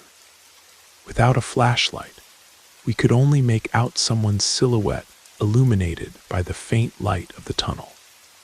I strained to see better. There was a person standing right in the middle of the tracks, facing us. It was really eerie. "David," Alex called, breaking the silence of the tunnel. The figure didn't respond. Right after, we heard David's voice calling for us, but he was further ahead with the rest of the group. We were paralyzed. The person on the tracks was a complete stranger. As if David's voice had been a signal, the person on the tracks started running toward us. We turned and ran in the opposite direction. I was so high that I felt panic taking over me. This figure's run was absurdly silent, as if we were being chased by a shadow. The subject seemed too light. Alex squeezed my arm tightly, his habitual confidence completely disappearing. "Quick," he whispered, the fear in his voice reflecting mine. I knew we still had time before the next train, but running in the wrong direction gave me a bad feeling. Alex seemed to think the same, because suddenly he pulled me to the side, signaling for me to cross to the adjacent track. Thinking back, we probably could have kept running straight to the initial station, but I was so affected that I could only blindly follow Alex. We crossed the divider and ran back toward the abandoned station. The situation was even scarier now.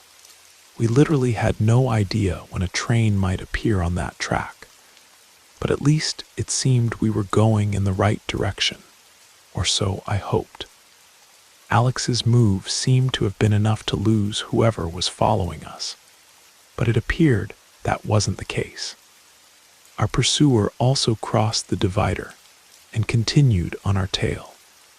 The problem was that there were very few points where the divider could be crossed. So now, we just had to hope to find another one soon before a train appeared. Going back to the divider we used was no longer an option. My heart was beating erratically, but Alex and I managed to gain some distance from the pursuer. We continued running, desperately looking for a crossing point, but without success. Alex began unleashing a sequence of curses, and I felt a wave of nausea growing. We kept up the pace, still looking for a way to cross over. It was then that the tracks began to tremble, and a light appeared at the distant end of the tunnel. A train was coming. We were really in a complicated situation. I thought about turning around and facing whoever was behind us, but suddenly Alex shouted, "Here!"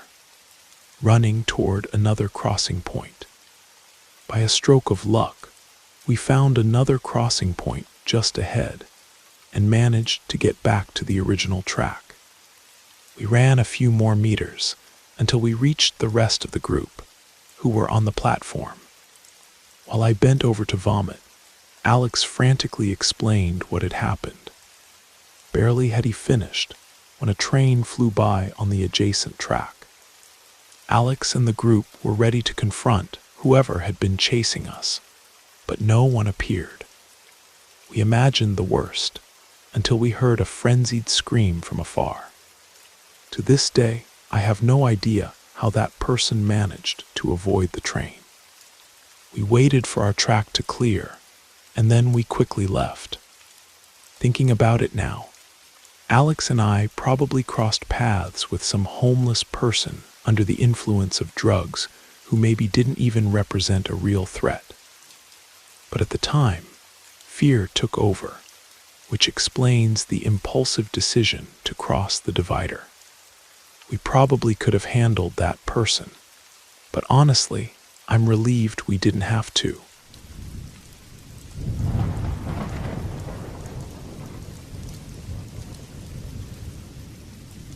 Few people experience something so impactful at a young age that it stays with them forever. I'm one of those people. I must have been about 7 or 8 years old. My older brother and I grew up in a complicated home. Our mother raised us alone. Our father was irresponsible and disappeared from our lives. To support us, she worked 2 jobs, sometimes having to do night shifts. And on those nights, it was usually our grandmother who stayed home to look after us. My brother Michael is 4 years older than me. We didn't have the privilege of having our own rooms, given the circumstances. We lived in a small house, but for the 3 of us, with our mother's effort, it was enough. The area where we lived wasn't the best. It was a night like any other. I don't remember if it was a weeknight or a weekend. I don't keep those little memories, but I recall well that I was in the living room with my grandmother. She was watching TV while I played with my Legos on the small table I had for that purpose. I was making quite a bit of noise and mess with them, to the point where my grandmother had to say several times, "Noah, be quiet." Michael was already in bed. My bedtime was 9:30, and since it was probably close to that time, I think it was a weekend night. If it had been a school day, my bedtime would have been earlier. The layout of the house was simple. The living room, dining room, and kitchen were all integrated, and a hallway led to the bathroom and 3 bedrooms. My mother's room was at the end of the hallway. Mine was in the middle, and my grandmother slept in my mother's room when she stayed with us. Eventually, it was time for me to go to bed. My grandmother also went to bed early, so after saying good night to me, she went to the bathroom to brush her teeth and prepare for sleep. I was never afraid of the dark or anything like that. My mother always says I was a very brave child. But that night, I woke up in the middle of the night, something rare for me since I was a heavy sleeper. I heard a sound coming from the hallway, the floor creaking. The wooden floors of that house creaked every time someone walked through the hallway. I thought my grandmother was going to the bathroom, but the noise didn't stop. The creaking went back and forth. I got out of bed and went to the door to listen better. Now I could also hear whispers. I was more confused than scared. I thought my grandmother was talking to Michael. I opened the door and looked into the hallway, and the image I saw still haunts me to this day. There was a tall, thin, and completely naked woman leaning against the wall, with her head sunk between her arms. She was mumbling things to herself, and then, in a swift movement, like a deer surprised by headlights, she turned her head to stare at me. I let out a high-pitched scream, calling for my grandmother, and slammed the door hard. Right after, the banging on my door began, and the woman on the other side was shouting a name. Charlie. Charlie, open the door. I continued screaming as loudly as I could for my grandmother until I heard her voice echoing through the hallway. What marked me the most was her scream, "Get out of here." The woman responded with a scream, "Where is Charlie?" My grandmother, who was about 60 at the time, was still incredibly agile. She told me to keep the door locked and managed to expel that strange woman while calling the police. I don't even know how she managed to do that, but my grandmother was a brave person. The woman left the house screaming "Charlie" as she walked away. As soon as she locked the door, my grandmother came to hug us, me and Michael, who was already awake and also crying from all the confusion. We stayed together until the police arrived. When they left, my grandmother told us to go back to sleep. It was simply a mistake on my grandmother's part for not locking one of the doors, combined with the fact that we lived in an already somewhat suspicious area. That woman must have been under the influence of some drug or something. Seeing that at such a young age marked me deeply. I spent a long time unable to sleep alone, and it was that episode that actually led us to leave that house shortly after.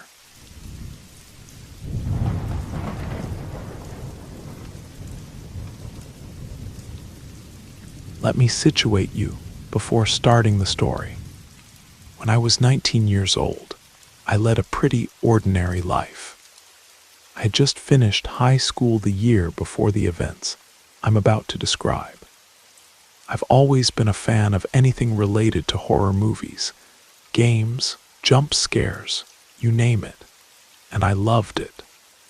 I never seemed to be afraid of anything, and I liked how this allowed me to do things that made me appear braver to the girls I was interested in, or who showed interest in me.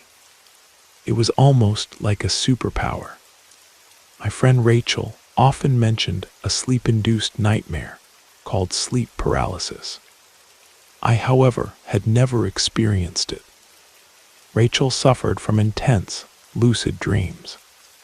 She told me several times that certain stimuli or external factors could invade her dreams and shape them into something that could be a magical experience, full of fun and wonder, or easily transform into a terrifying nightmare straight out of hell. Being a light sleeper, I thought it unlikely this would happen to me, so I dismissed the subject.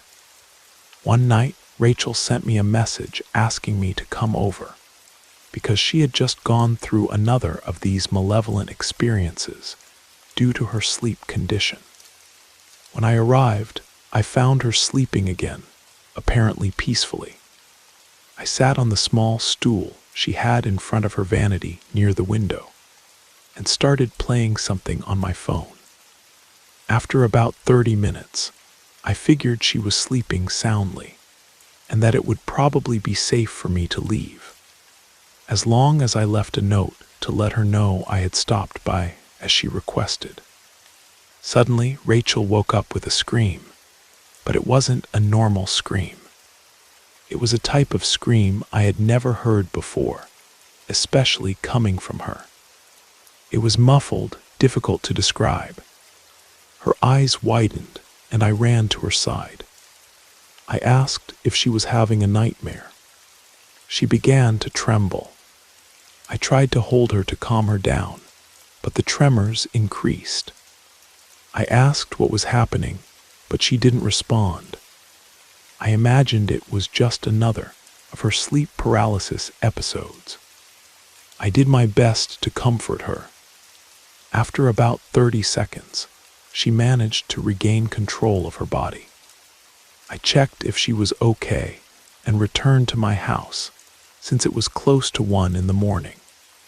As soon as I arrived, I received a distressed message from her saying, "The hallucinations won't stop." I asked her to explain what she meant, but I didn't get a response.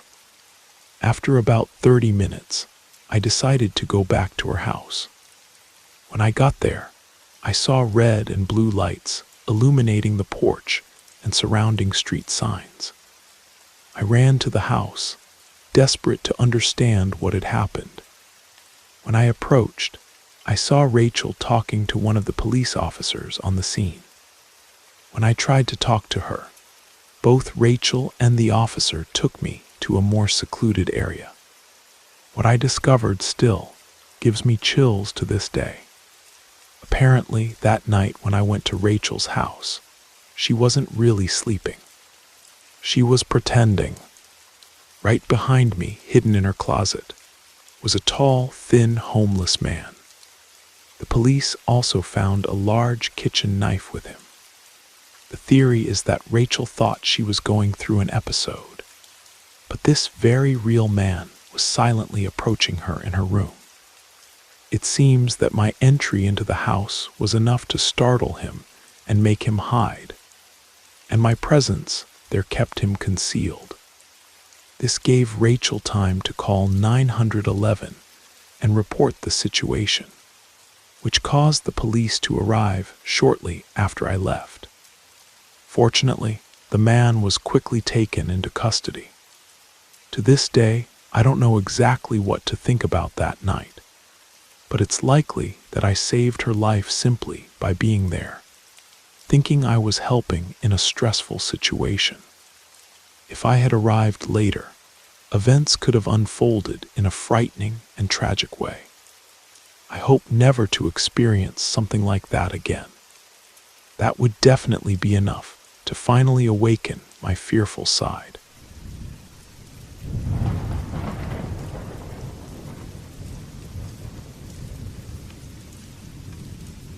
Have you ever felt that strange sensation? A chill down your spine, as if something isn't quite right. That feeling like even when you're alone, there are eyes watching your every move. I experienced something that still haunts me to this day. Back in the summer of 2008, when I was 14, my friends and I used to hang out at this old bowling alley in our small Minnesota town. The place had been around forever, a relic from the 70s, with faded carpet and scorekeeping systems that barely functioned. But it was cheap, which made it perfect for a group of teenagers with barely any money to our names. Tyler, Marcus, and Jake were my closest friends, and we'd meet at the bowling alley almost every Saturday night. Around 7 or 8, the place would fill up with regulars from around town. We started noticing this older man who would show up alone, always sitting in the bar area. He had this unnerving habit of walking throughout the entire bowling alley, passing by every lane, watching people bowl, and then returning to his own lane, always alone. After seeing him 3 or 4 times, we started calling him Creepy Carl. We had no idea what his real name was, but something about him just felt off. One night in late July, a lane opened up right next to ours, and guess who decided to set up shop right beside us? That's right, Carl, or whatever his actual name was. He began setting up his game, and it wasn't long before he tried striking up a conversation. He started by commenting on our bowling techniques, occasionally interrupting our conversations to say peculiar things. He mentioned how long he'd been frequenting the place, and then said something truly disturbing, that he'd been watching us bowl every weekend and decided tonight was the night to introduce himself. He tried to position himself as some kind of bowling mentor, but he was just irritating and, above all, extremely unsettling. At one point, Carl came over to our lane while I was about to release the ball and grabbed my wrist to adjust my posture to what he thought was better form. I never gave him permission to touch me or offer guidance. We were just 14 years old, but none of us had the courage to say something like, "Hey, back off." I noticed my friends were just as uncomfortable as I was. Each time he touched me, I felt more and more nauseated. We ended up cutting our night short because of him. Instead of spending our money on more games, we headed to a pizza place a few blocks away. When we left, Tyler and Jake went in another direction, since they lived in a different neighborhood. Marcus and I headed the opposite way, walking home. Halfway there, we heard the sound of an engine starting, which made us turn around.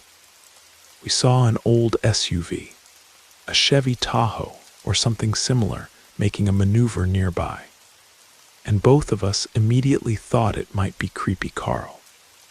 The SUV started following us slowly as we walked, so we quickened our pace. After a while, the SUV pulled up alongside us, and they rolled down the window. Sure enough, it was the man from the bowling alley. "Need a ride home, boys?" he asked, his voice eerily calm. "No, thanks," we responded. He insisted, saying it wasn't safe for teenagers to be walking alone at that time of night. We might have been young, but we weren't little kids, and it was absurd for him to think he could convince us to get into his vehicle. When he realized we weren't going to accept, he parked his SUV at the curb and just sat there, watching us. Marcus and I decided to start running. At the corner where we usually separated, we said goodbye, and I continued running alone. By the time I finally reached my house, I was breathless. Running after eating pizza isn't the best idea.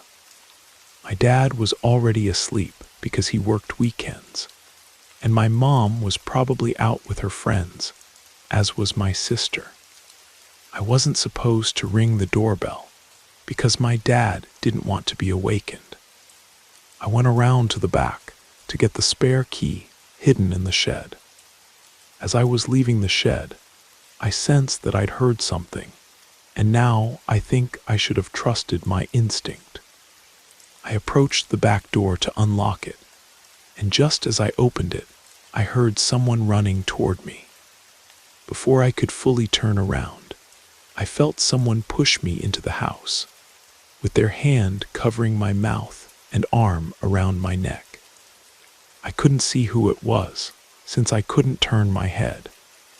I fought back, scratching and grabbing the man's hand, until I managed to free my mouth just enough to scream, "Dad." Even at 14, I managed to struggle enough that he lost control several times, and I could scream. That certainly frightened him, because he finally let me go and ran away. I didn't even look back. I ran upstairs and screamed for my dad. He came out of his bedroom, and after hearing what had happened, he checked the yard and the entire property before coming back inside. I told him about the man from the bowling alley, the one we'd nicknamed Creepy Carl, and how he had followed Marcus and me in his SUV after he'd admitted to watching us at the bowling alley. My father went to the police and tried to obtain the security footage from that night at the bowling alley, but they refused. I was never allowed to return there after my mom found out about everything, although I didn't want to go back anyway.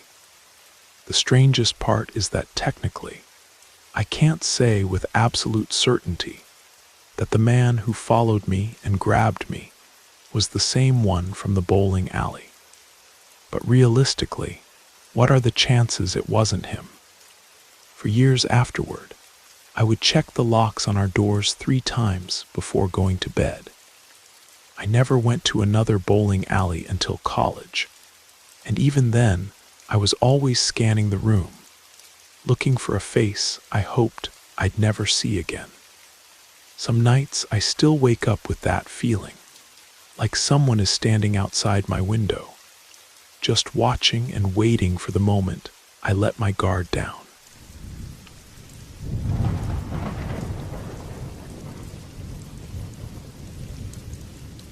During my college years, I was part of what many would call a group of troublemakers. My friends and I enjoyed bending rules and exploring places where we technically weren't supposed to be. I grew up in a small coastal town in Oregon, so we were just bored kids with too much time on our hands. Looking back, I realize we spent our time in rather foolish ways, but there's nothing I can do about that now. One of our favorite activities was exploring abandoned places in the dead of night. Most of the time, we were just searching for a thrill, something to break the monotony of our small-town existence. Nathan was the type of person who jumped from job to job frequently, which became an inside joke among us. He abandoned jobs as quickly as he got them, usually for reasons so ridiculous they were almost comical. He had just landed a gig as an attendant at a bowling alley in a town about 30 minutes from ours. I bet you can already guess where this is going. Nathan had been given the keys to close the bowling alley the previous night. Connor, who was a true master of persuasion, managed to convince Nathan to take us there around 3 in the morning.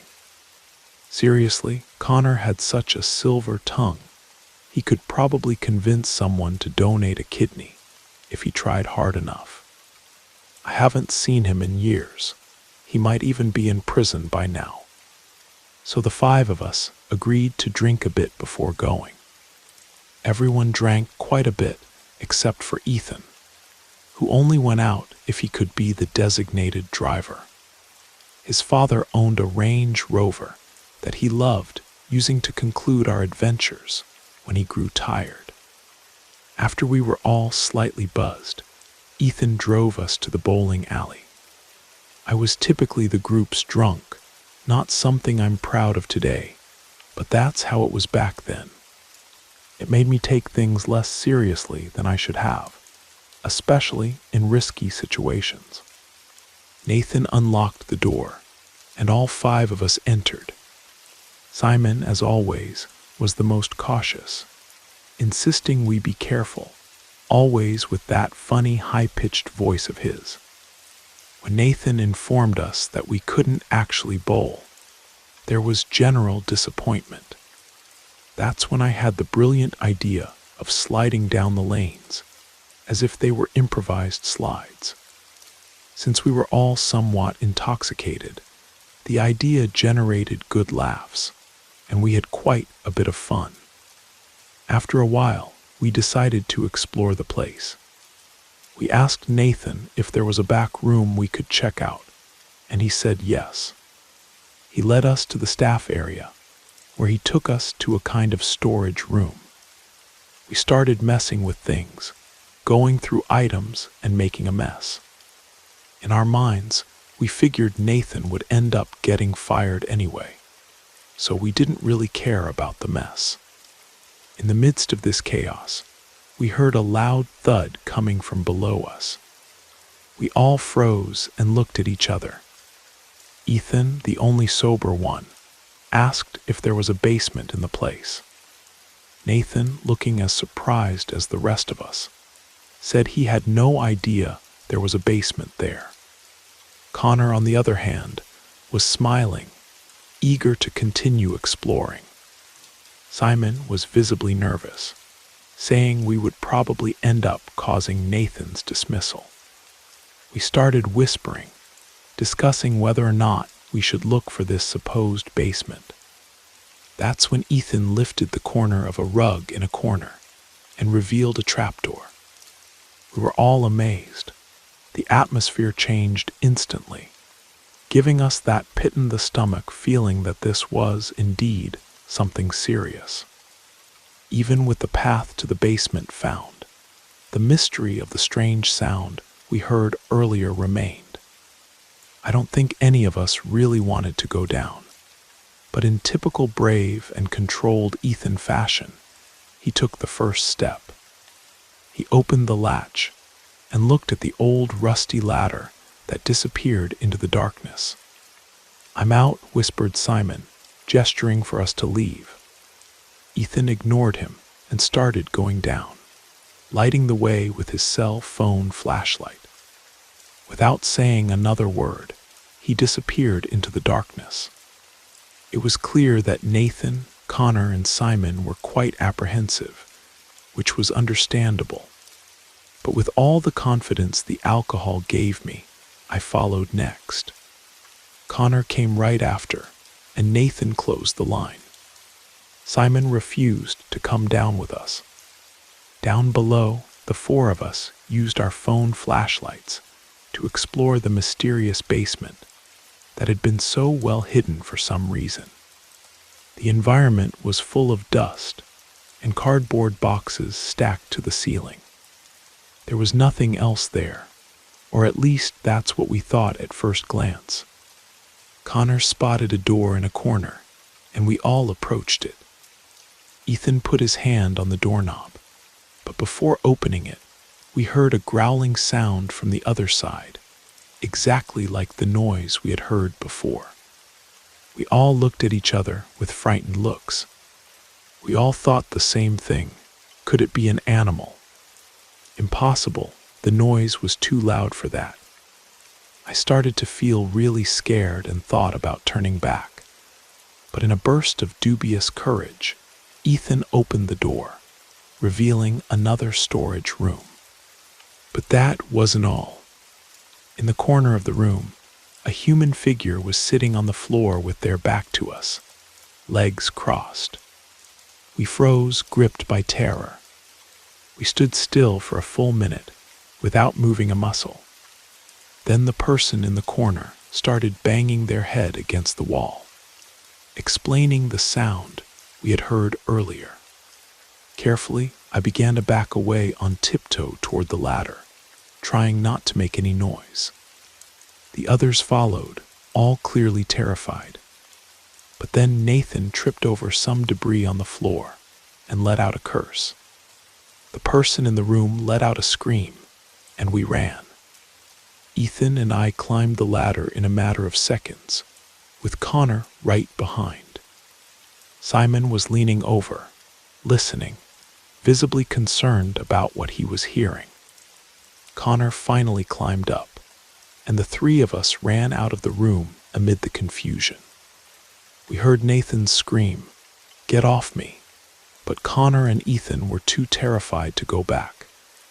I went back to the room and saw Simon throwing a metal pipe down the trapdoor, followed by a terrifying scream.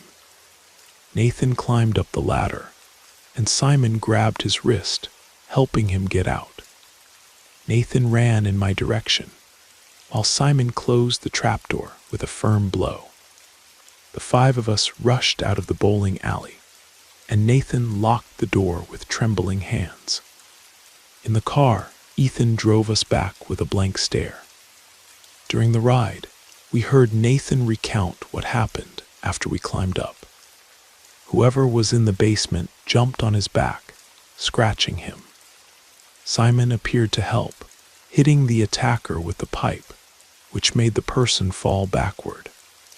Nathan reported that he only saw the person's face for a split second. An old man with a frightening appearance, disheveled beard, and messy hair like a nest. The next day, Nathan quit without giving his boss any explanation. After all, what we did was clearly illegal. To this day, we don't know how that guy ended up down there. Maybe there was an alternative entrance that we missed. In any case, the fact that the basement was so well hidden makes me think that Nathan's boss might have known something. I wish I could say this was the end of the story, but 2 weeks later, local news reported that the bowling alley had burned down overnight. Arson was suspected, but no one was ever charged. I sometimes wonder if that strange man made it out, or if he's still down there, buried under the ruins, waiting for the next group of foolish explorers to disturb his solitude. Since that night, I completely lost my taste for bowling and never played again. And I definitely developed a lifelong fear of trapdoors.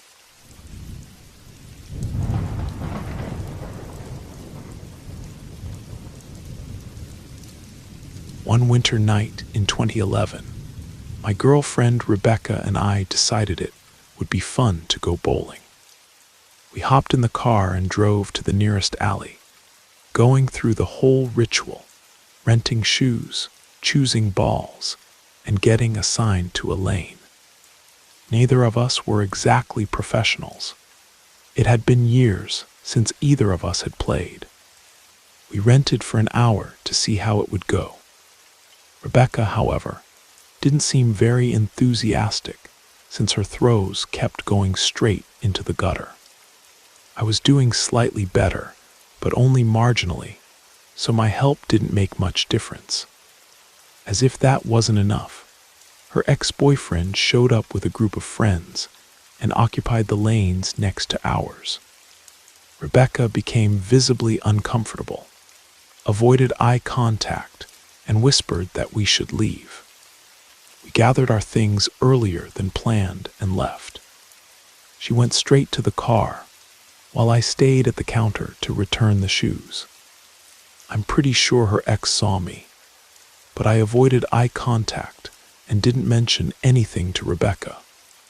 We drove back to my place and decided to have a session of Wii Sports bowling with a glass of wine, which actually seemed like a much more enjoyable option. When we arrived, I set up the Wii and opened a bottle of Cabernet. The real bowling attempt had been a failure, but I wanted her evening to still be pleasant. We played on the Wii for about 30 minutes, listening to music and enjoying the wine. The night was lighter and more pleasant than the real bowling alley, until the music stopped, and we heard a noise coming from upstairs. In that brief moment of silence, Rebecca and I looked at each other, confirming she had heard it too. I turned the music off completely, leaving only silence around us. The sound we had heard earlier seemed like something heavy falling on the floor. I decided to go upstairs and investigate. I checked each room with the lights on, looked under all the beds, and was relieved not to find anything. Deep down, I knew I didn't expect to find anyone, but naturally, you need to check if you hear a strange noise in your house. Still, I found myself wondering what could have caused that sound, since nothing had fallen. We returned to the Wii and spent another 30 minutes playing and drinking wine. Eventually, we took our little party to the bedroom until we fell asleep. Rebecca doesn't have much resistance to alcohol, so she ended up much more intoxicated than I was. That's why I was the one who woke up in the middle of the night. The sound that awakened me was unmistakable, the sound of something heavy being dropped, this time coming from above. The curious thing is that we were on the top floor. So what could be above us? Only the attic. The attic entrance is located just outside the bedroom door. One of those with a string that you pull to lower a metal ladder. I walked on tiptoe so as not to wake Rebecca. I got under the attic door and listened. Every few seconds, I heard a soft creak, as if something was moving. I didn't want to scare Rebecca, but I'd heard that animals sometimes get into attics. I grabbed a baseball bat from the closet, figuring, if necessary, it would serve to scare away some animal. I silently opened the attic door and began to climb. At the top of the ladder, in the darkness, I stopped to listen. Then came a sound. It was the creak of an old wooden rocking chair we had stored up there. With my phone, I illuminated the attic. There was someone sitting in the chair, rocking slowly. I nearly lost my balance on the ladder. My instinct was to run to Rebecca and hide, to do anything other than approach that person. But I took a deep breath and yelled, "Who are you?" The rocking sound stopped, and he turned to face me. From his throat came a guttural sound, almost animalistic, and then he stood up. It was at that moment that I descended the ladder as quickly as possible and pushed the attic door shut. I shouted for Rebecca to call the police, and as soon as I heard her response, I held the attic door to prevent him from opening it. From above, he began kicking it, trying to force it down. Eventually, the kick stopped, and what followed was an uncontrolled laugh from someone mentally unstable. Then he began to speak in a language that sounded like German. My arms ached from holding the door, but I continued to stand there, waiting for the police to arrive. When they finally arrived, Rebecca went downstairs to let them in. From there, the police took control. They went up to the attic and removed the man. Rebecca and I sat in the living room, side by side on the couch, until we saw him pass by, handcuffed, escorted through the front door. The way he looked at me said it all. That man was dangerous. With a gaze full of hatred and instability, mixed with something of confusion. His lip twisted in a strange way that would make anyone think he was intoxicated. We didn't know his fate after that. We didn't pursue civil charges, but I'm sure he faced some criminal penalty if he wasn't deemed mentally incapable. All of this happened in the dead of winter, which made it even stranger because we never left windows open. How he got in remains a mystery, though the police suspected he might have jimmied the back door while we were out bowling. The scariest part, when the police ran his fingerprints, they discovered he had been released from a psychiatric facility just 2 weeks earlier. He had a history of breaking into homes and simply sitting in them for hours, sometimes even days, while the owners were away. In some cases, he'd been found in children's rooms, just sitting in a chair watching empty beds. I don't know why he chose our house. Maybe it was just the bad luck of being in his path.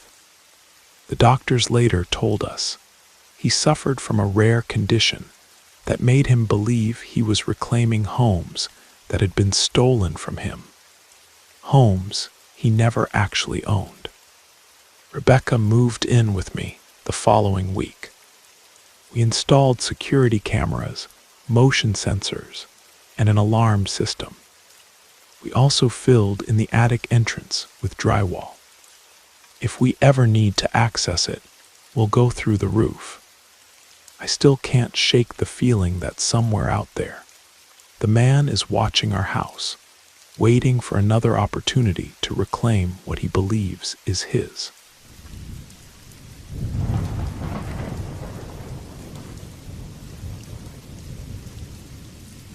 This happened when I was just a child, probably around 7 years old.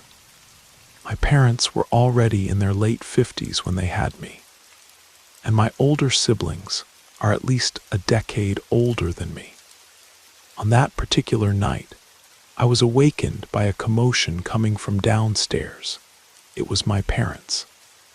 When I opened my bedroom door, I could hear that they were extremely agitated for some unknown reason. I walked to the top of the stairs and called out, "Mom." "Dad," my mother approached the base of the stairs and replied, "Go back to bed, honey." I did as she asked without questioning. I could tell they were upset about something.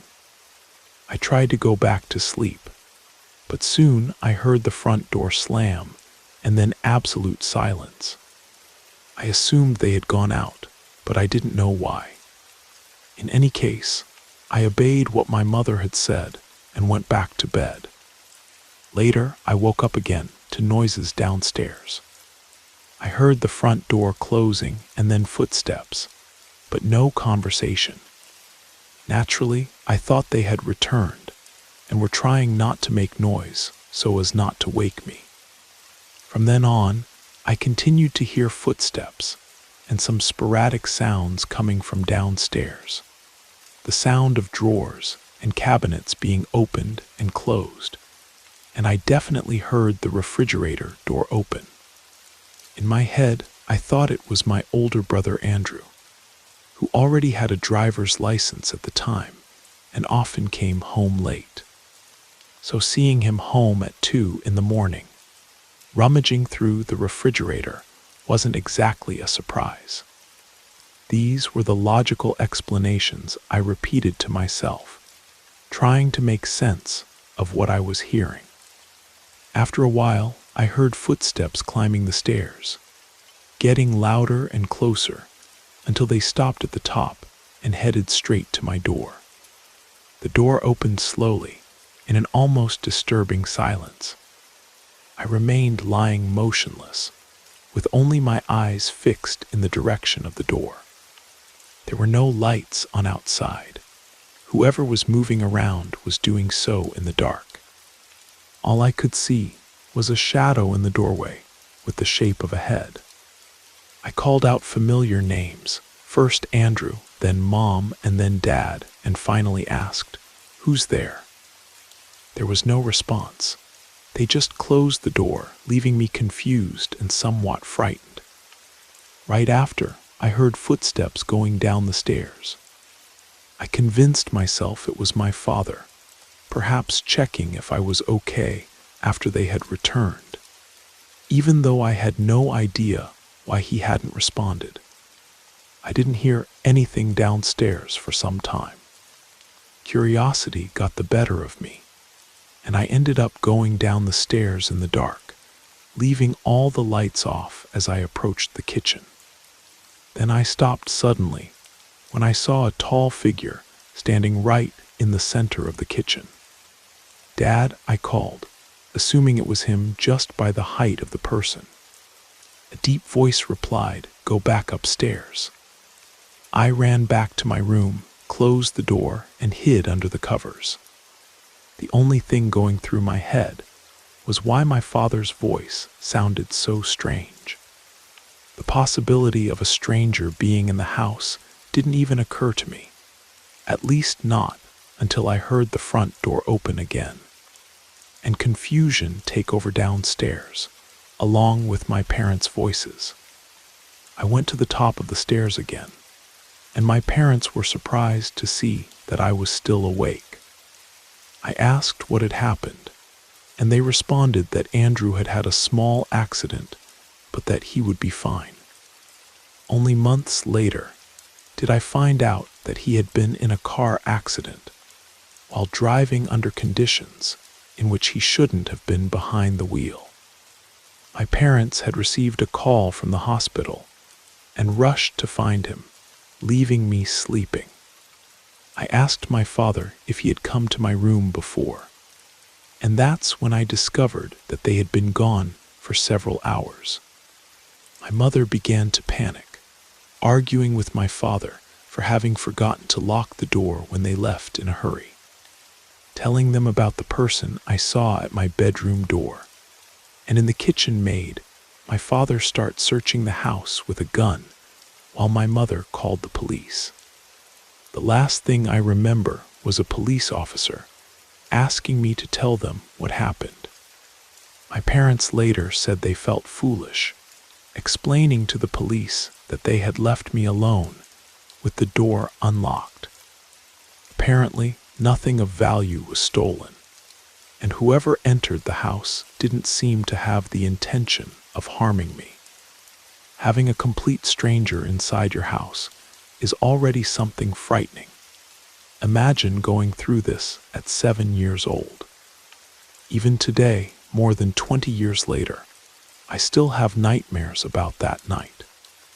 What disturbs me most when I reflect on this event isn't just that someone broke into our home.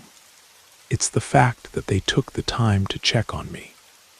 That brief moment when the door opened and the figure just stood there, not saying a word even when I called out.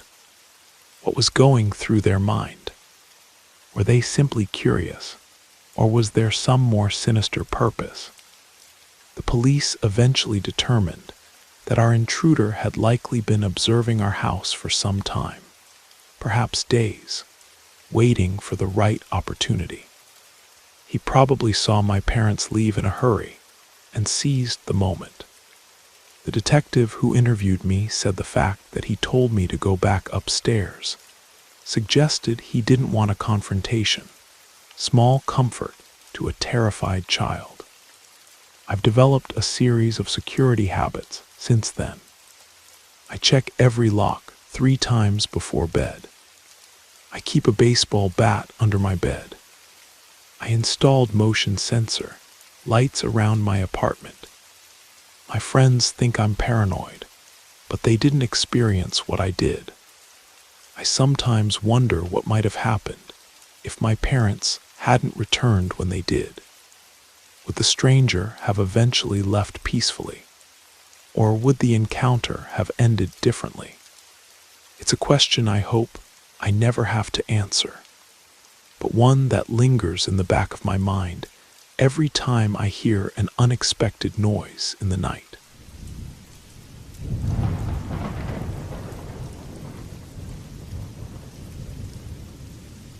When I was 10 years old, my family moved to a new house in a different state.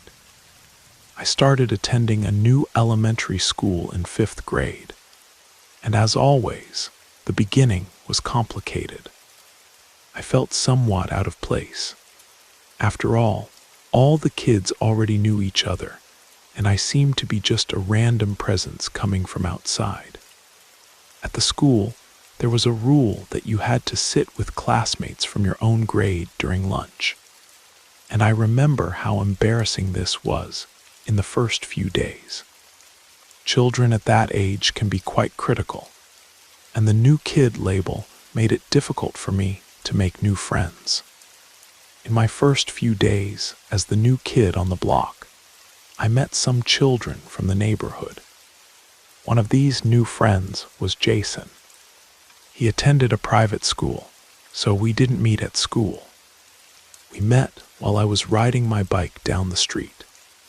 He asked if I had just moved into the house on the corner. From then on, we started hanging out together. A few days later, I met Derek. One day, Derek showed up at my house, rang the doorbell, and asked to speak to me. When my parents called me to the door and introduced him, I was a bit confused. He explained that he lived at the end of the street and asked if I liked video games. Of course, I said yes, and he invited me to play Grand Theft Auto, Vice City at his house. I didn't have that game but really wanted it, so I accepted. We went to his house, which was practically on the opposite corner, almost at the end of our street. As soon as we arrived, I noticed that the house looked a bit different from the others on the street. It was the same size, but it gave the impression of being neglected, almost abandoned. Instead of grass, the front yard was just a large area of dirt divided by a path to the front door. When we entered, the scenario wasn't much different. The house seemed disorganized, full of boxes and objects scattered everywhere. He took me to the basement, which had a strong smell, as if 15 cats lived there, but curiously, there wasn't a single animal. The basement was utter chaos, perhaps the most cluttered place in the house. We sat on an old brown leather couch right in front of the TV, where he had a PlayStation 2. He put in Vice City, and we played in two-player mode. It was really fun, and at that moment, I thought Derek seemed like someone I'd like to be friends with. After a while, I said I needed to go home, and he seemed a bit disappointed, as if he wanted to continue playing. Since we had already been playing for about 2 hours, I just wanted to go back home.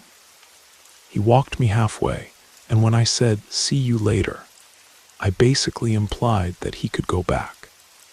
This was the first sign that Derek was a bit different, but I didn't consider it worrying. The next day, he showed up again and asked my parents if I wanted to play.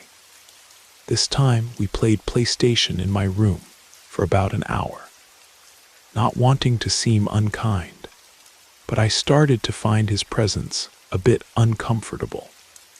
He had a way of getting very close to me that made me uneasy. The day after that, he came by again. I wasn't in the mood to go out and asked my mom to say I wasn't feeling well, so he ended up leaving.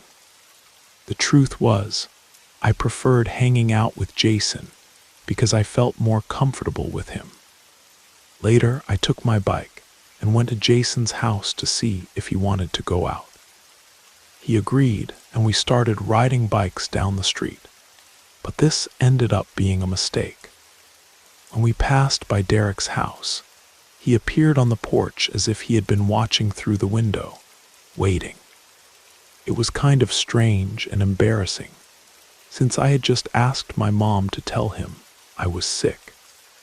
As we pedaled, I told Jason about Derek and how he seemed a bit odd to me. Jason was surprised that I was hanging out with him and commented that his entire family was somewhat eccentric. That's how I discovered that Derek was actually several years older than me. He was 15 years old. After that, I decided it would be better to keep my distance. The following weekend, Derek showed up at my door again looking for me. I had already arranged with my mom for her to say I wasn't home if he came, and that's what she did. Later that night, I woke up with my bedroom window completely open and a cold breeze coming in. It was an October night, so I knew I had left the window closed. Waking up to that cold wind gave me a strange feeling, and then I felt something poking my foot, which made me scream. I looked at the foot of my bed and saw Derek. He asked me not to make noise, saying it was just him. Before I could even ask what he was doing in my room, he explained that his parents were fighting and that he wanted to sleep at my place. He had come in through the window. I was completely shocked. I told him to leave. He begged to sleep there, but once again I told him to get out. The image of him leaving through my window was disturbing. I closed the window, locked it, and went straight to wake up my parents to tell them everything. They were incredulous. The next day, they went to the end of the street to talk to Derek's parents, and when they returned, they said the conversation was not easy at all. His mother reacted in an uncontrolled way, laughing and shouting in front of my parents, without showing any responsibility for what her son had done. I think my parents didn't want to involve the police because, after all, Derek was just a child too. A few nights later, I woke up to knocking on my window. The blinds were closed, but I was sure it was Derek. I remained silent. The knocking continued for a good 5 minutes, and I even heard him trying to open the window. I was really scared, my heart racing. Finally, the knocking stopped. I went to tell my parents, and they told me to ignore it, believing it wasn't a real threat since, as I said before, he was just a boy. A few days later, I was riding bikes with Jason and another new friend I had made at school. We left my house, and as we passed Derek's house, I saw him run to the window and watch us as we passed. I told my friends what had happened, and they thought the situation was absurd. My other friend even commented that he indeed looked like someone who would live in such a strange house. That night, for the last time, I woke up to a noise coming from my room. It was the sound of my window breaking. I let out a scream when I saw Derek climbing in, trying to get through the closed blinds. I ran straight to my parents' room and woke them up. When we returned, Derek was already outside. My father immediately went out and followed him to his house, but Derek managed to get inside before my father could catch him. My father knocked on their door until Derek's parents opened up. Apparently, he said something that worked, because he managed to convince Derek's parents to cover the cost of fixing the window if he didn't call the police. They ended up paying for the repair, and I never heard from Derek again. On some occasions in the following years, I caught glimpses of him in front of the house as we drove by. But fortunately, his family moved away within a year. To this day, I still think about the possibility that he had planned something sinister, like hurting me for going out with other children and not wanting to continue the friendship with him. I mean, what else would explain him breaking my window and trying to get in? I don't even want to imagine what kind of person Derek might have become as an adult. Years later, I learned his family had relocated to a town about 60 miles north of us.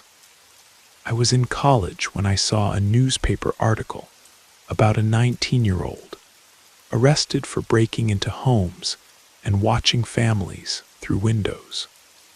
The article detailed a pattern of escalating behavior, first watching houses from outside, then progressing to entering when residents were away, and finally staying inside when families were home, hiding in closets or crawl spaces. The photo accompanying the article showed a thin, pale young man with hollow eyes that I immediately recognized despite the years that had passed. It was Derek. According to the police report, he had been diagnosed with several psychiatric conditions, but had stopped taking his medication months before the break-ins began. Sometimes I wonder what might have happened if my parents hadn't been so vigilant, if they hadn't taken my concerns seriously. Would Derek's obsession with me have intensified? Would I have become another statistic in his troubled history? The thought still sends shivers down my spine, especially when I'm alone at night and hear unexpected sounds outside my window.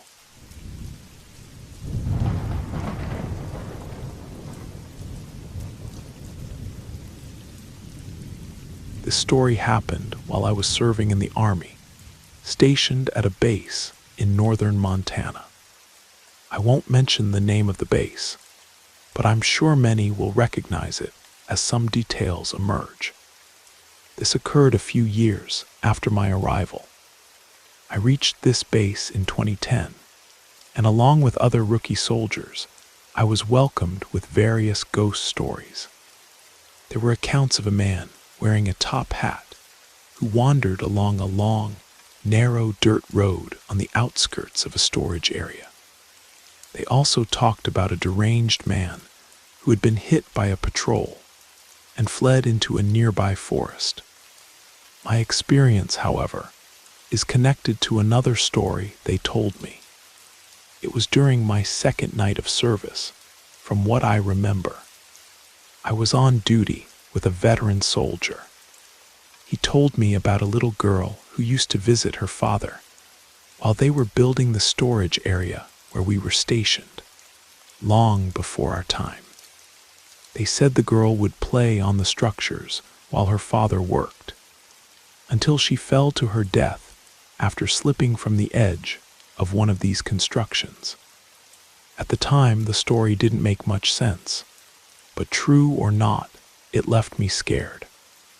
To make matters worse, the soldier took me to the exact spot where they said the incident had occurred. He turned off the engine and the sound of the car, and we sat in silence. He gave me a few scares, but nothing actually happened. Fast forward about 3 years. One night, I was assigned to work in this specific area. It's worth noting that I was already accustomed to the place. But by this time, the storage area was almost entirely closed, with only a few smaller sectors where we needed to patrol and conduct physical inspections. The night already started on the wrong foot. My partner, Wilson, and I received a cattle truck for our rounds because our usual vehicle was in the shop for repairs. And yes, you read that right, a cattle truck. It might not seem relevant now, but believe me, this piece fits into the story later on. Skipping ahead a few hours, we had a schedule of 3 random rounds that night in the storage area, and we had already done 2 of them without any problems. So around 4 in the morning, we decided to do the last check since the maintenance personnel had finished their shift.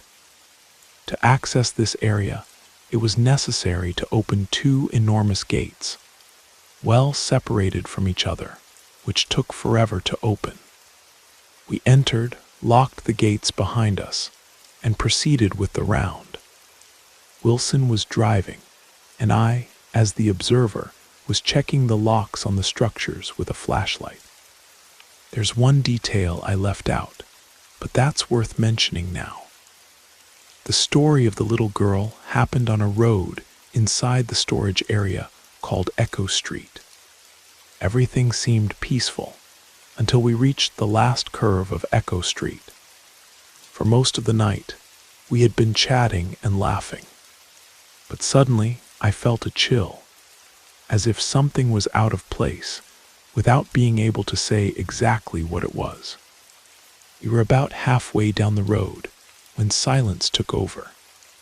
The sound of the cattle truck and even the murmur of the radio were growing fainter as we approached the structure mentioned in that old story. I need to emphasize that, to this day, remembering or telling this part of the story still gives me goosebumps, my eyes tearing up from pure fear. As we approached the structure, I turned my head in the opposite direction of the building, and on my left side, a chilling sound nearly made me lose control. It was a moan, a harrowing cry like the one from the movie, The Grudge. And yes, it's serious. That low, sinister lament began to fill the truck cab, coming from a frightening void in the middle seat. I felt my blood freeze and turned to Wilson, shouting, "Stop it, man." He, with a confused expression, slowed down and asked, "Am I going too fast?" I remained quiet for a moment, signaling for him to stop. I heard that sound again, and Wilson, concerned, asked, "What's the matter?" I turned off the music without saying anything and then whispered to him, "Did you hear that?" He stopped the truck, and both of us kept silent, attentive. After a few seconds of absolute silence, the disturbing moan returned, this time longer and more desperate. It sounded like someone struggling to breathe, gasping for air as if being suffocated. Terror took hold of me, and the fact that Wilson was also hearing it made it all the more sinister.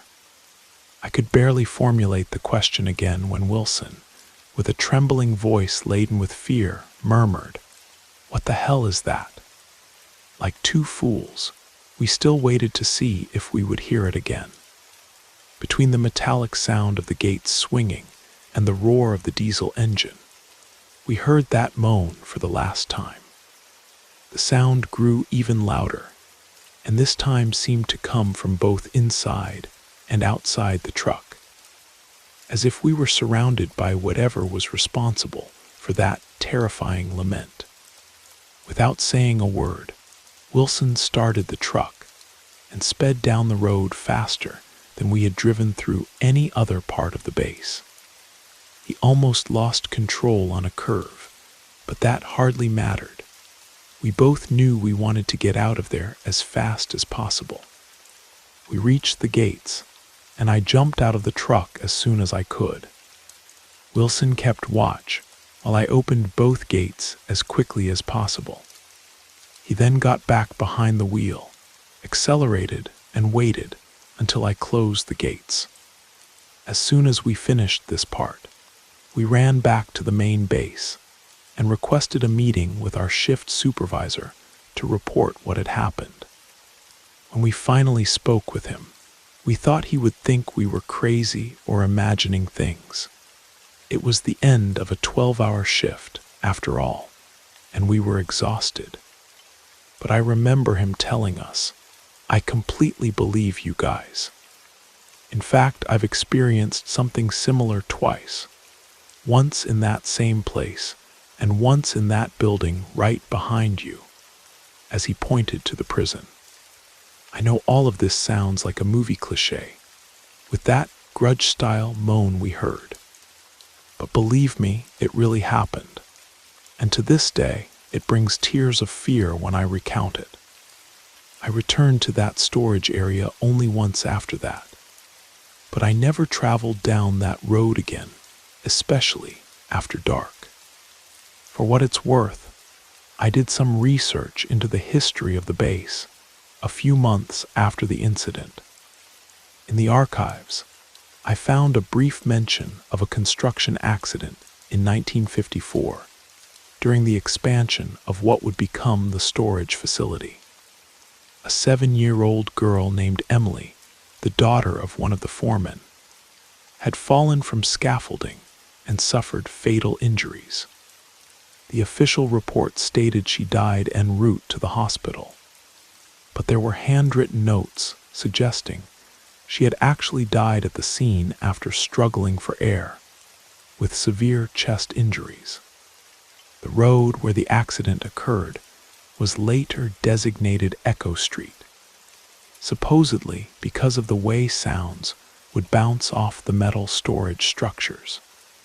But those who have experienced what Wilson and I did wonder if the name has a more sinister origin, if perhaps the road carries an echo of Emily's final moments, trapped in an endless loop for those unlucky enough to hear it. I left the Army in 2015, but I still keep in touch with Wilson. Neither of us has ever returned to that base, and we've both declined opportunities that would have taken us back there. Some places, once they've shown you their true nature, are best left in the past.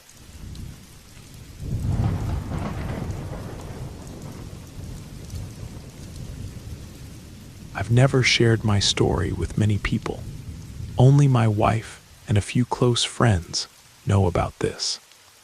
It happened during the time I was in the Marine Corps, serving as a radio operator during the Gulf War, an experience that remains vivid in my memory to this day. I was a very young recruit, fresh out of high school, knowing almost nothing about the war. I barely had any notion of what I was about to face or the purpose of it all. But I understood that I had a commitment to my fellow servicemen. We arrived on a Friday night and were placed on several buses to take us to the barracks. The air was hot and dry, the ground still scorched from the day's sun, and the smell of diesel fuel during the journey stayed with me. The first night went by quietly, without any special event. But there was tension in the air, fueled by the stories our sergeants told during basic training.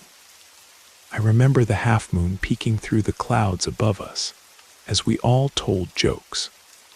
I was more reserved, a technical type, not very given to comedy, so I was content just listening.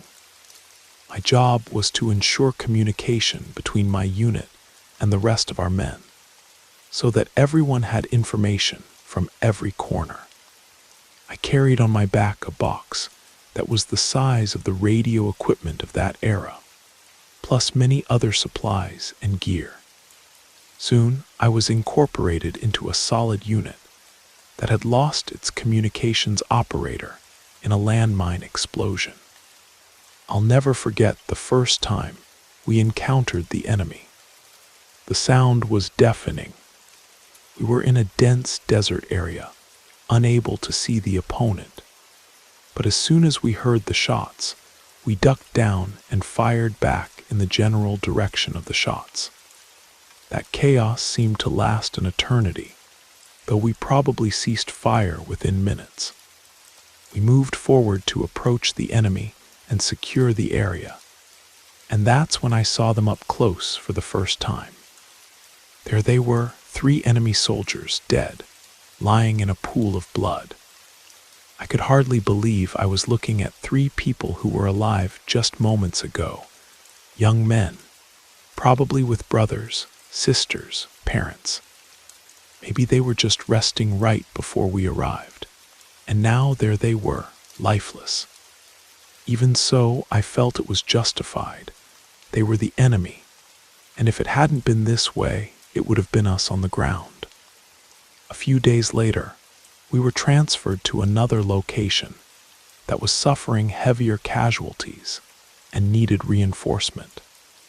Over time, I got used to the violence and saw many of our guys die in painful ways. One day, my officer informed me that someone wanted to speak with me.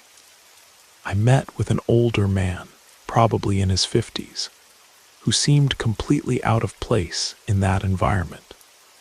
His behavior was meticulous, almost predictable, and even my commander became a "yes, sir" in front of him.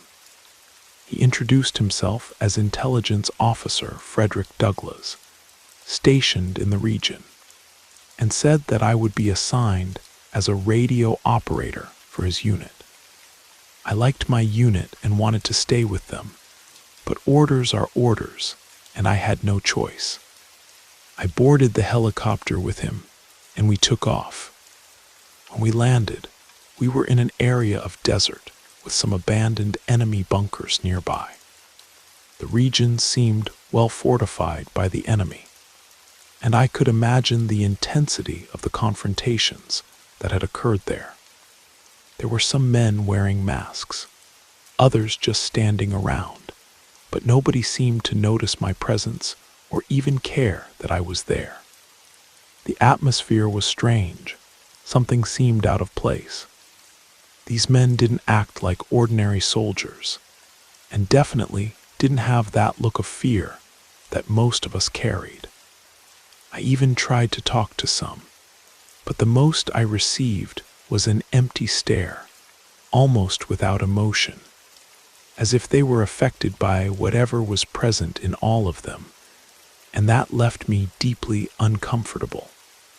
Officer Douglas and I entered one of the smaller bunkers, and he instructed me to stay there until someone came to get me. My intention was to obey, but curiosity and apprehension wouldn't let me relax. So I decided to approach the main tent and take a look inside. What I saw made me feel an intense chill in my stomach, like never before.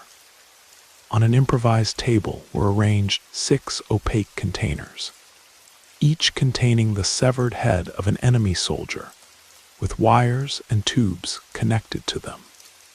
A green liquid reacted with the heads as their mouths and eyes moved slightly. giving the disturbing impression that they were half alive. Suddenly, I felt a heavy hand on my shoulder. It was Intelligence Officer Douglas, and he seemed extremely irritated. I asked hesitantly what they were doing there, but he responded dryly that I shouldn't have entered and ordered me back to the bunker. I think we were attacked after that because I woke up in triage a day later with several broken ribs and a broken collarbone, with no memory of what happened next. I never saw Officer Frederick Douglass or those soldiers again during the rest of my time there, if that was even his real name. To this day, I still wonder what they were doing in that place. Perhaps they were trying to extract some intelligence from dead enemy soldiers, or something like that. In my worst nightmares, I see those severed heads, eyes still moving, watching me as I sleep. What makes this memory particularly haunting is that years later, in 2003, I was watching a documentary about experimental military programs from the Gulf War era.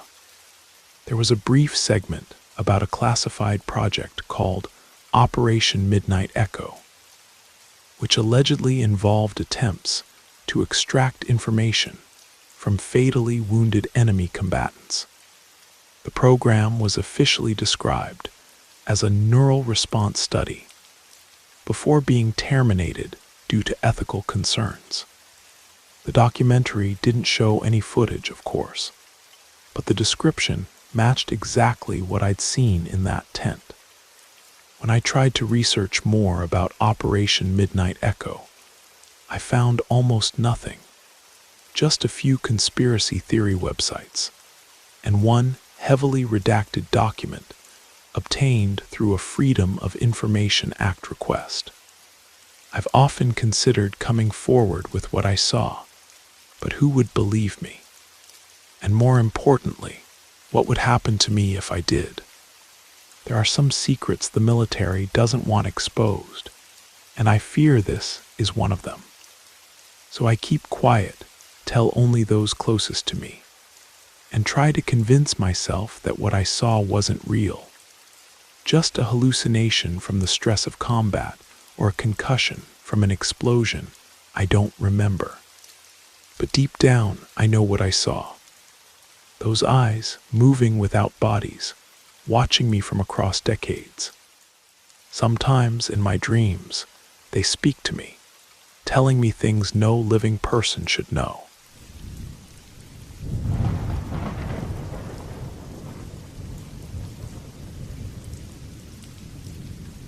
All names in this narrative have been changed, and the locations will remain undisclosed.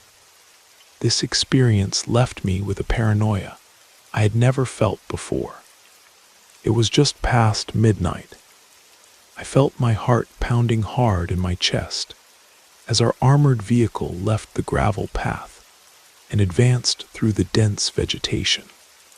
It had been weeks since Omega Unit had vanished like smoke dispersed by the wind. A distress call had broken the silence of our communications earlier, bringing an unexpected signal from our long-disappeared comrades. However, what truly haunted me wasn't their sudden reappearance, but the content of the message, an enigmatic sequence of numbers repeated incessantly. "Sergeant Mitchell, are you sure we've reached the right place?"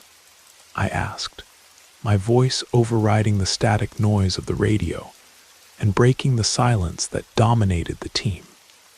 "That's what command confirmed." "Get ready," Mitchell replied as the vehicle stopped. The dense fog seemed to intensify. We descended into the unknown, with the silence of the deserted facility becoming increasingly unsettling. The buildings rose like empty shells, shattered windows, doors ajar.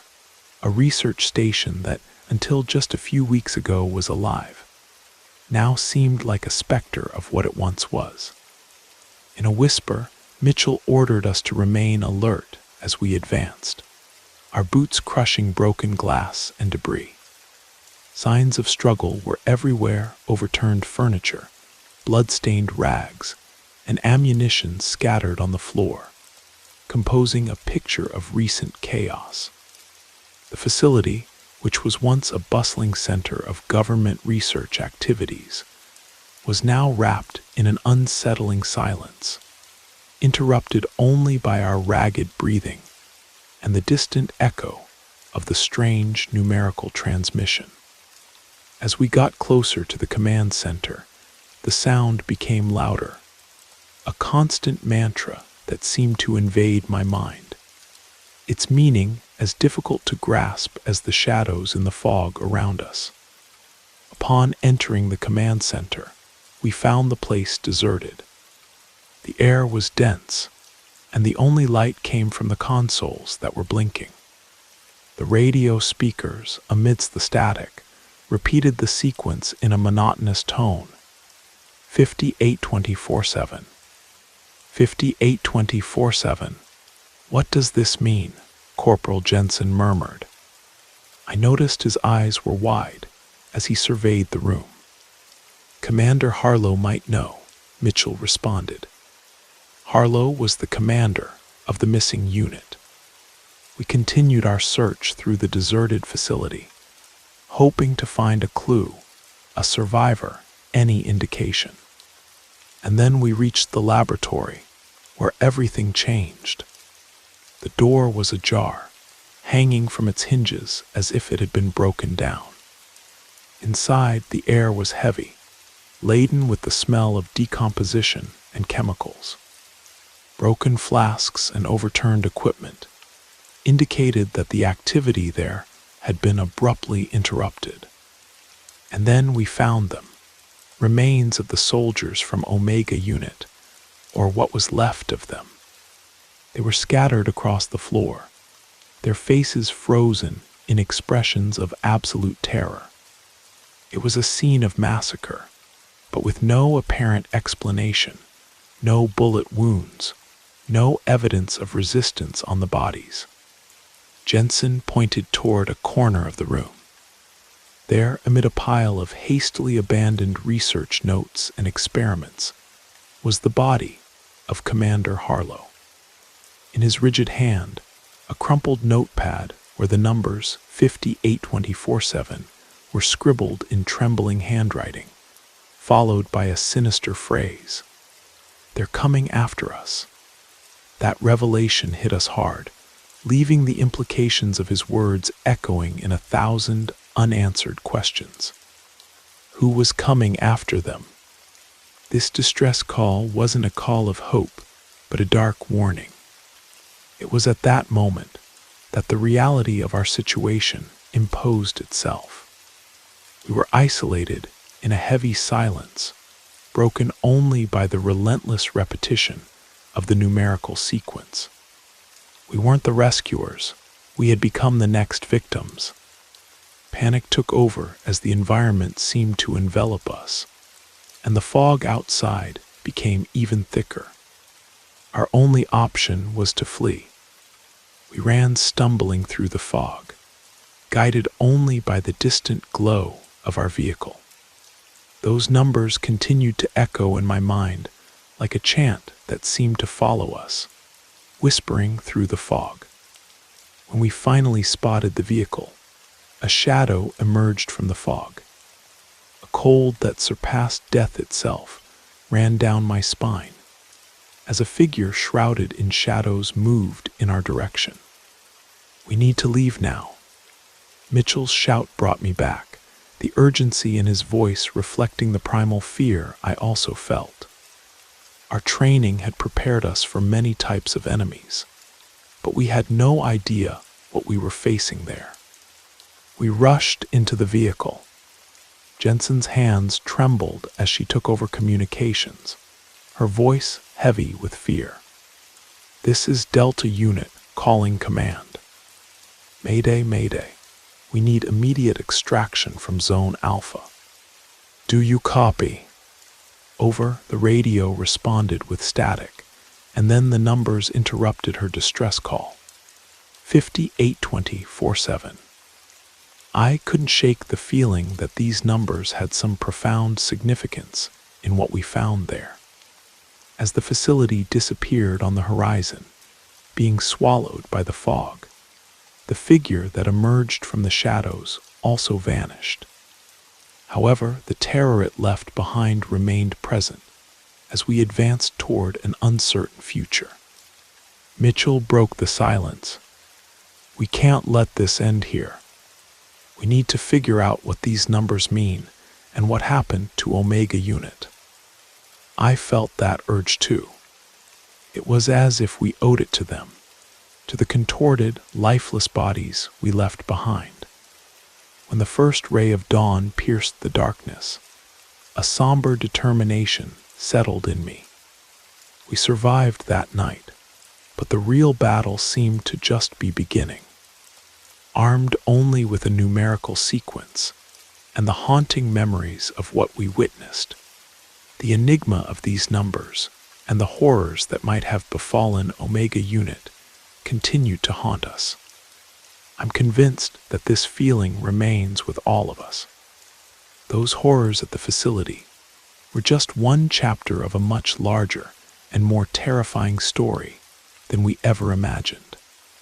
After returning to base, we discovered the research facility had been engaged in studying a mysterious artifact recovered from a meteorite impact site.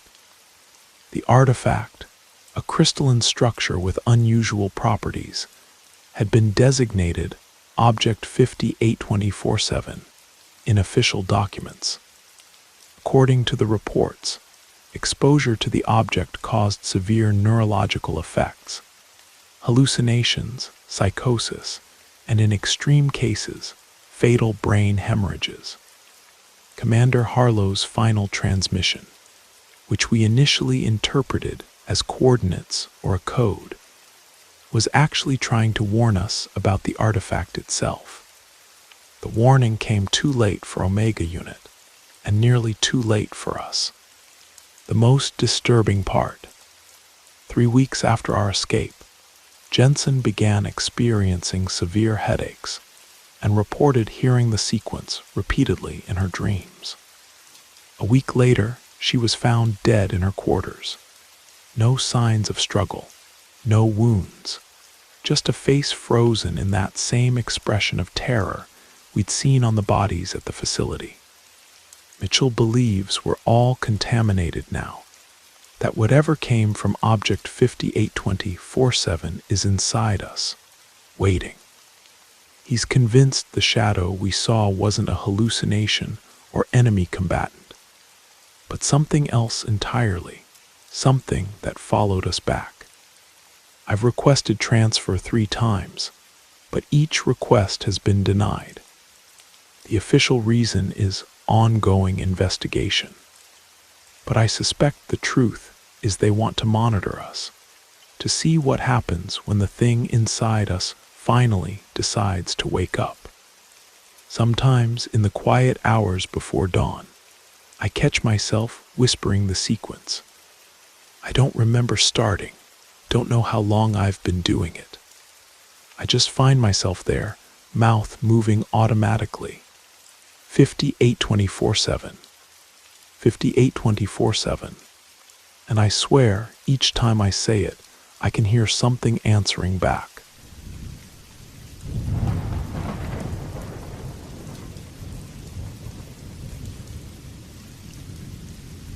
A few weeks ago, I lost my grandmother, a woman known for her heartwarming stories and infectious laughter.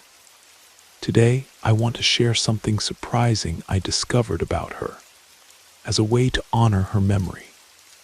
I was completely stunned when I found out that she had been married before meeting my grandfather. I'm 32 years old, and this revelation hit me like a ton of bricks. The most astonishing part: my grandfather never knew about it. She kept this secret to spare him any pain, and as the years passed, she felt there was no point in bringing it up. My grandmother was only 18 when she fell for the quintessential bad boy of the 1950s, a guy named Ryder who was 20 and commanded attention wherever he went. He was the leader of his group, always showing up in leather jackets with his hair slicked back. When Ryder wanted something, he made it happen. My grandmother knew he used intimidation to get his way. And even though he sometimes kept her away from his business dealings, the danger and mystery pulled her in. She confessed that most of the time she felt afraid of him, but there was something addictive about the adrenaline rush and the forbidden love that only a first romance brings. My grandmother didn't hesitate for a second when she decided to run away with him, despite knowing her parents would never approve. Like a typical rebellious teenager, she ignored all warnings and followed her outlaw love. Initially, they lived in modest motels where they paid rent weekly and moved frequently, always forced to leave by some unforeseen circumstance. One particularly difficult night, he burst into their room like a hurricane, telling my grandmother to grab whatever she could because they needed to leave immediately. She watched him, confused and alarmed, noticing dark stains on his clothes. When she asked what happened, he remained furious, yelling incessantly. Over time, my grandmother learned it was best to go along when Ryder was like this. In those moments, she simply followed his instructions without question. They got into his car and drove for hours in tense silence. At the end of the journey, she finally gathered the courage to ask what had really happened. Ryder responded, "We're never going to talk about tonight. You need to forget it." Despite knowing she was getting involved in trouble with this man, his enigmatic nature seemed intensely captivating. However, after that night, a feeling of profound fear settled within her, an anguish that would stay with her forever. Even so, she remained completely in love with him and felt on cloud 9 when he proposed. Without thinking twice, she said yes, and they began planning a simple ceremony. They married just a week later in an intimate ceremony in Las Vegas, with only the two of them present. Her parents, of course, didn't attend. It was a bittersweet moment, but she was emotional and happy to take this step with him. My grandmother dreamed of having children, and Ryder often said that day would come, but it never did. Over time, she became increasingly frustrated. The risky life Ryder led also began to affect her. What once seemed exciting became torture. She lived with her heart racing, fearing that one day he would come home destroyed, or worse, not come home at all. After the wedding, they continued living in motels. One day, he surprised her by saying he had rented a small house in a simple neighborhood. My grandmother was thrilled. Even if it wasn't the house of her dreams, it was a start. But this joy didn't last long. One night, as they were enjoying a quiet moment, the doorbell rang. At the door was an older man she had never seen before. Ryder, visibly nervous, asked her to go to the bedroom while he attended to the visitor. Intrigued and anxious, she approached the door to try to listen. She couldn't understand everything they were saying, but the tone of the conversation was tense. Shortly after, Ryder entered the bedroom and said he needed to leave immediately, promising he would return later. When she asked where he was going, he didn't respond. He seemed different, not as irritated as usual, but frightened. She waited all night, but Ryder didn't return or give any sign of life. After 4 days without any news from him, her first impulse was to call the police. but he had always warned her never to involve authorities in his affairs, no matter what happened. Still, she needed to understand what was going on and what might have happened to her husband. She decided to act, and on her own, assumed the role of investigator, looking for clues around their small apartment. That's how she found a handwritten note with an address on the shirt Ryder had left before leaving that night. She decided to follow it the next morning. When she finally arrived at the address noted, she encountered something that would haunt her for many years. In an abandoned warehouse, the scene was a true nightmare.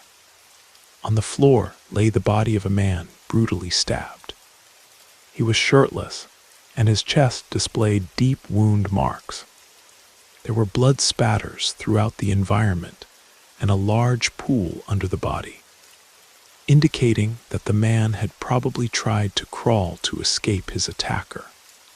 Terrified, my grandmother ran to a nearby store where she asked them to call the police.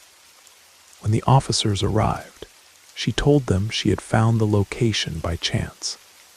She never thought of incriminating Ryder, and in reality, he was never implicated in the incident. But deep down, she knew he was involved. The man she had found dead that morning was Samuel Dixon, a local underworld figure known for being involved in illegal activities. For the police, the case appeared to be a settling of scores or a debt collection, perhaps involving some criminal organization. And in case you're wondering how I know all this, it's because one of the police officers who accompanied her that day ended up being my grandfather years later. Guilt and shame consumed her, which is why she never wanted to reveal her story with Ryder. Besides, her simple life at the time left little to be investigated. It wasn't all at once, but gradually my grandmother began to feel something for my grandfather. They met for the first time a few weeks after the incident, and although she initially fought against the idea that Ryder would never return, with time she managed to accept reality. For a long time, she questioned what might have happened to him. She wanted answers. Was he dead? Had he fled to another country? Or had he simply decided to leave her behind? When I asked for his last name to try to find him, she just smiled and said she hadn't worried about that for years. She knew that making the decision to leave him had been the best thing for her. When my Uncle Tom was born, fear returned to haunt her. There was the fear that one day Ryder would appear and find her with another man and a child. Just imagining how he might react sent her into panic. This anguish accompanied her for many years, imagining that he could be hiding somewhere. Now that she's gone, I'll never know who Ryder really was or what happened to him, and maybe that's for the best. It's amazing to think that my grandmother was married to someone like him, even if not officially. Shortly before she passed away, she took out a small box of things she kept and showed me her wedding ring and a photo of Ryder from that time. Seeing his face in the image was surreal. You could see the mixture of fear and love in her eyes. My poor grandmother must have gone through real torment during those years, a nightmare. But she fortunately found peace beside my grandfather, who was the sweetest and kindest man I've ever known.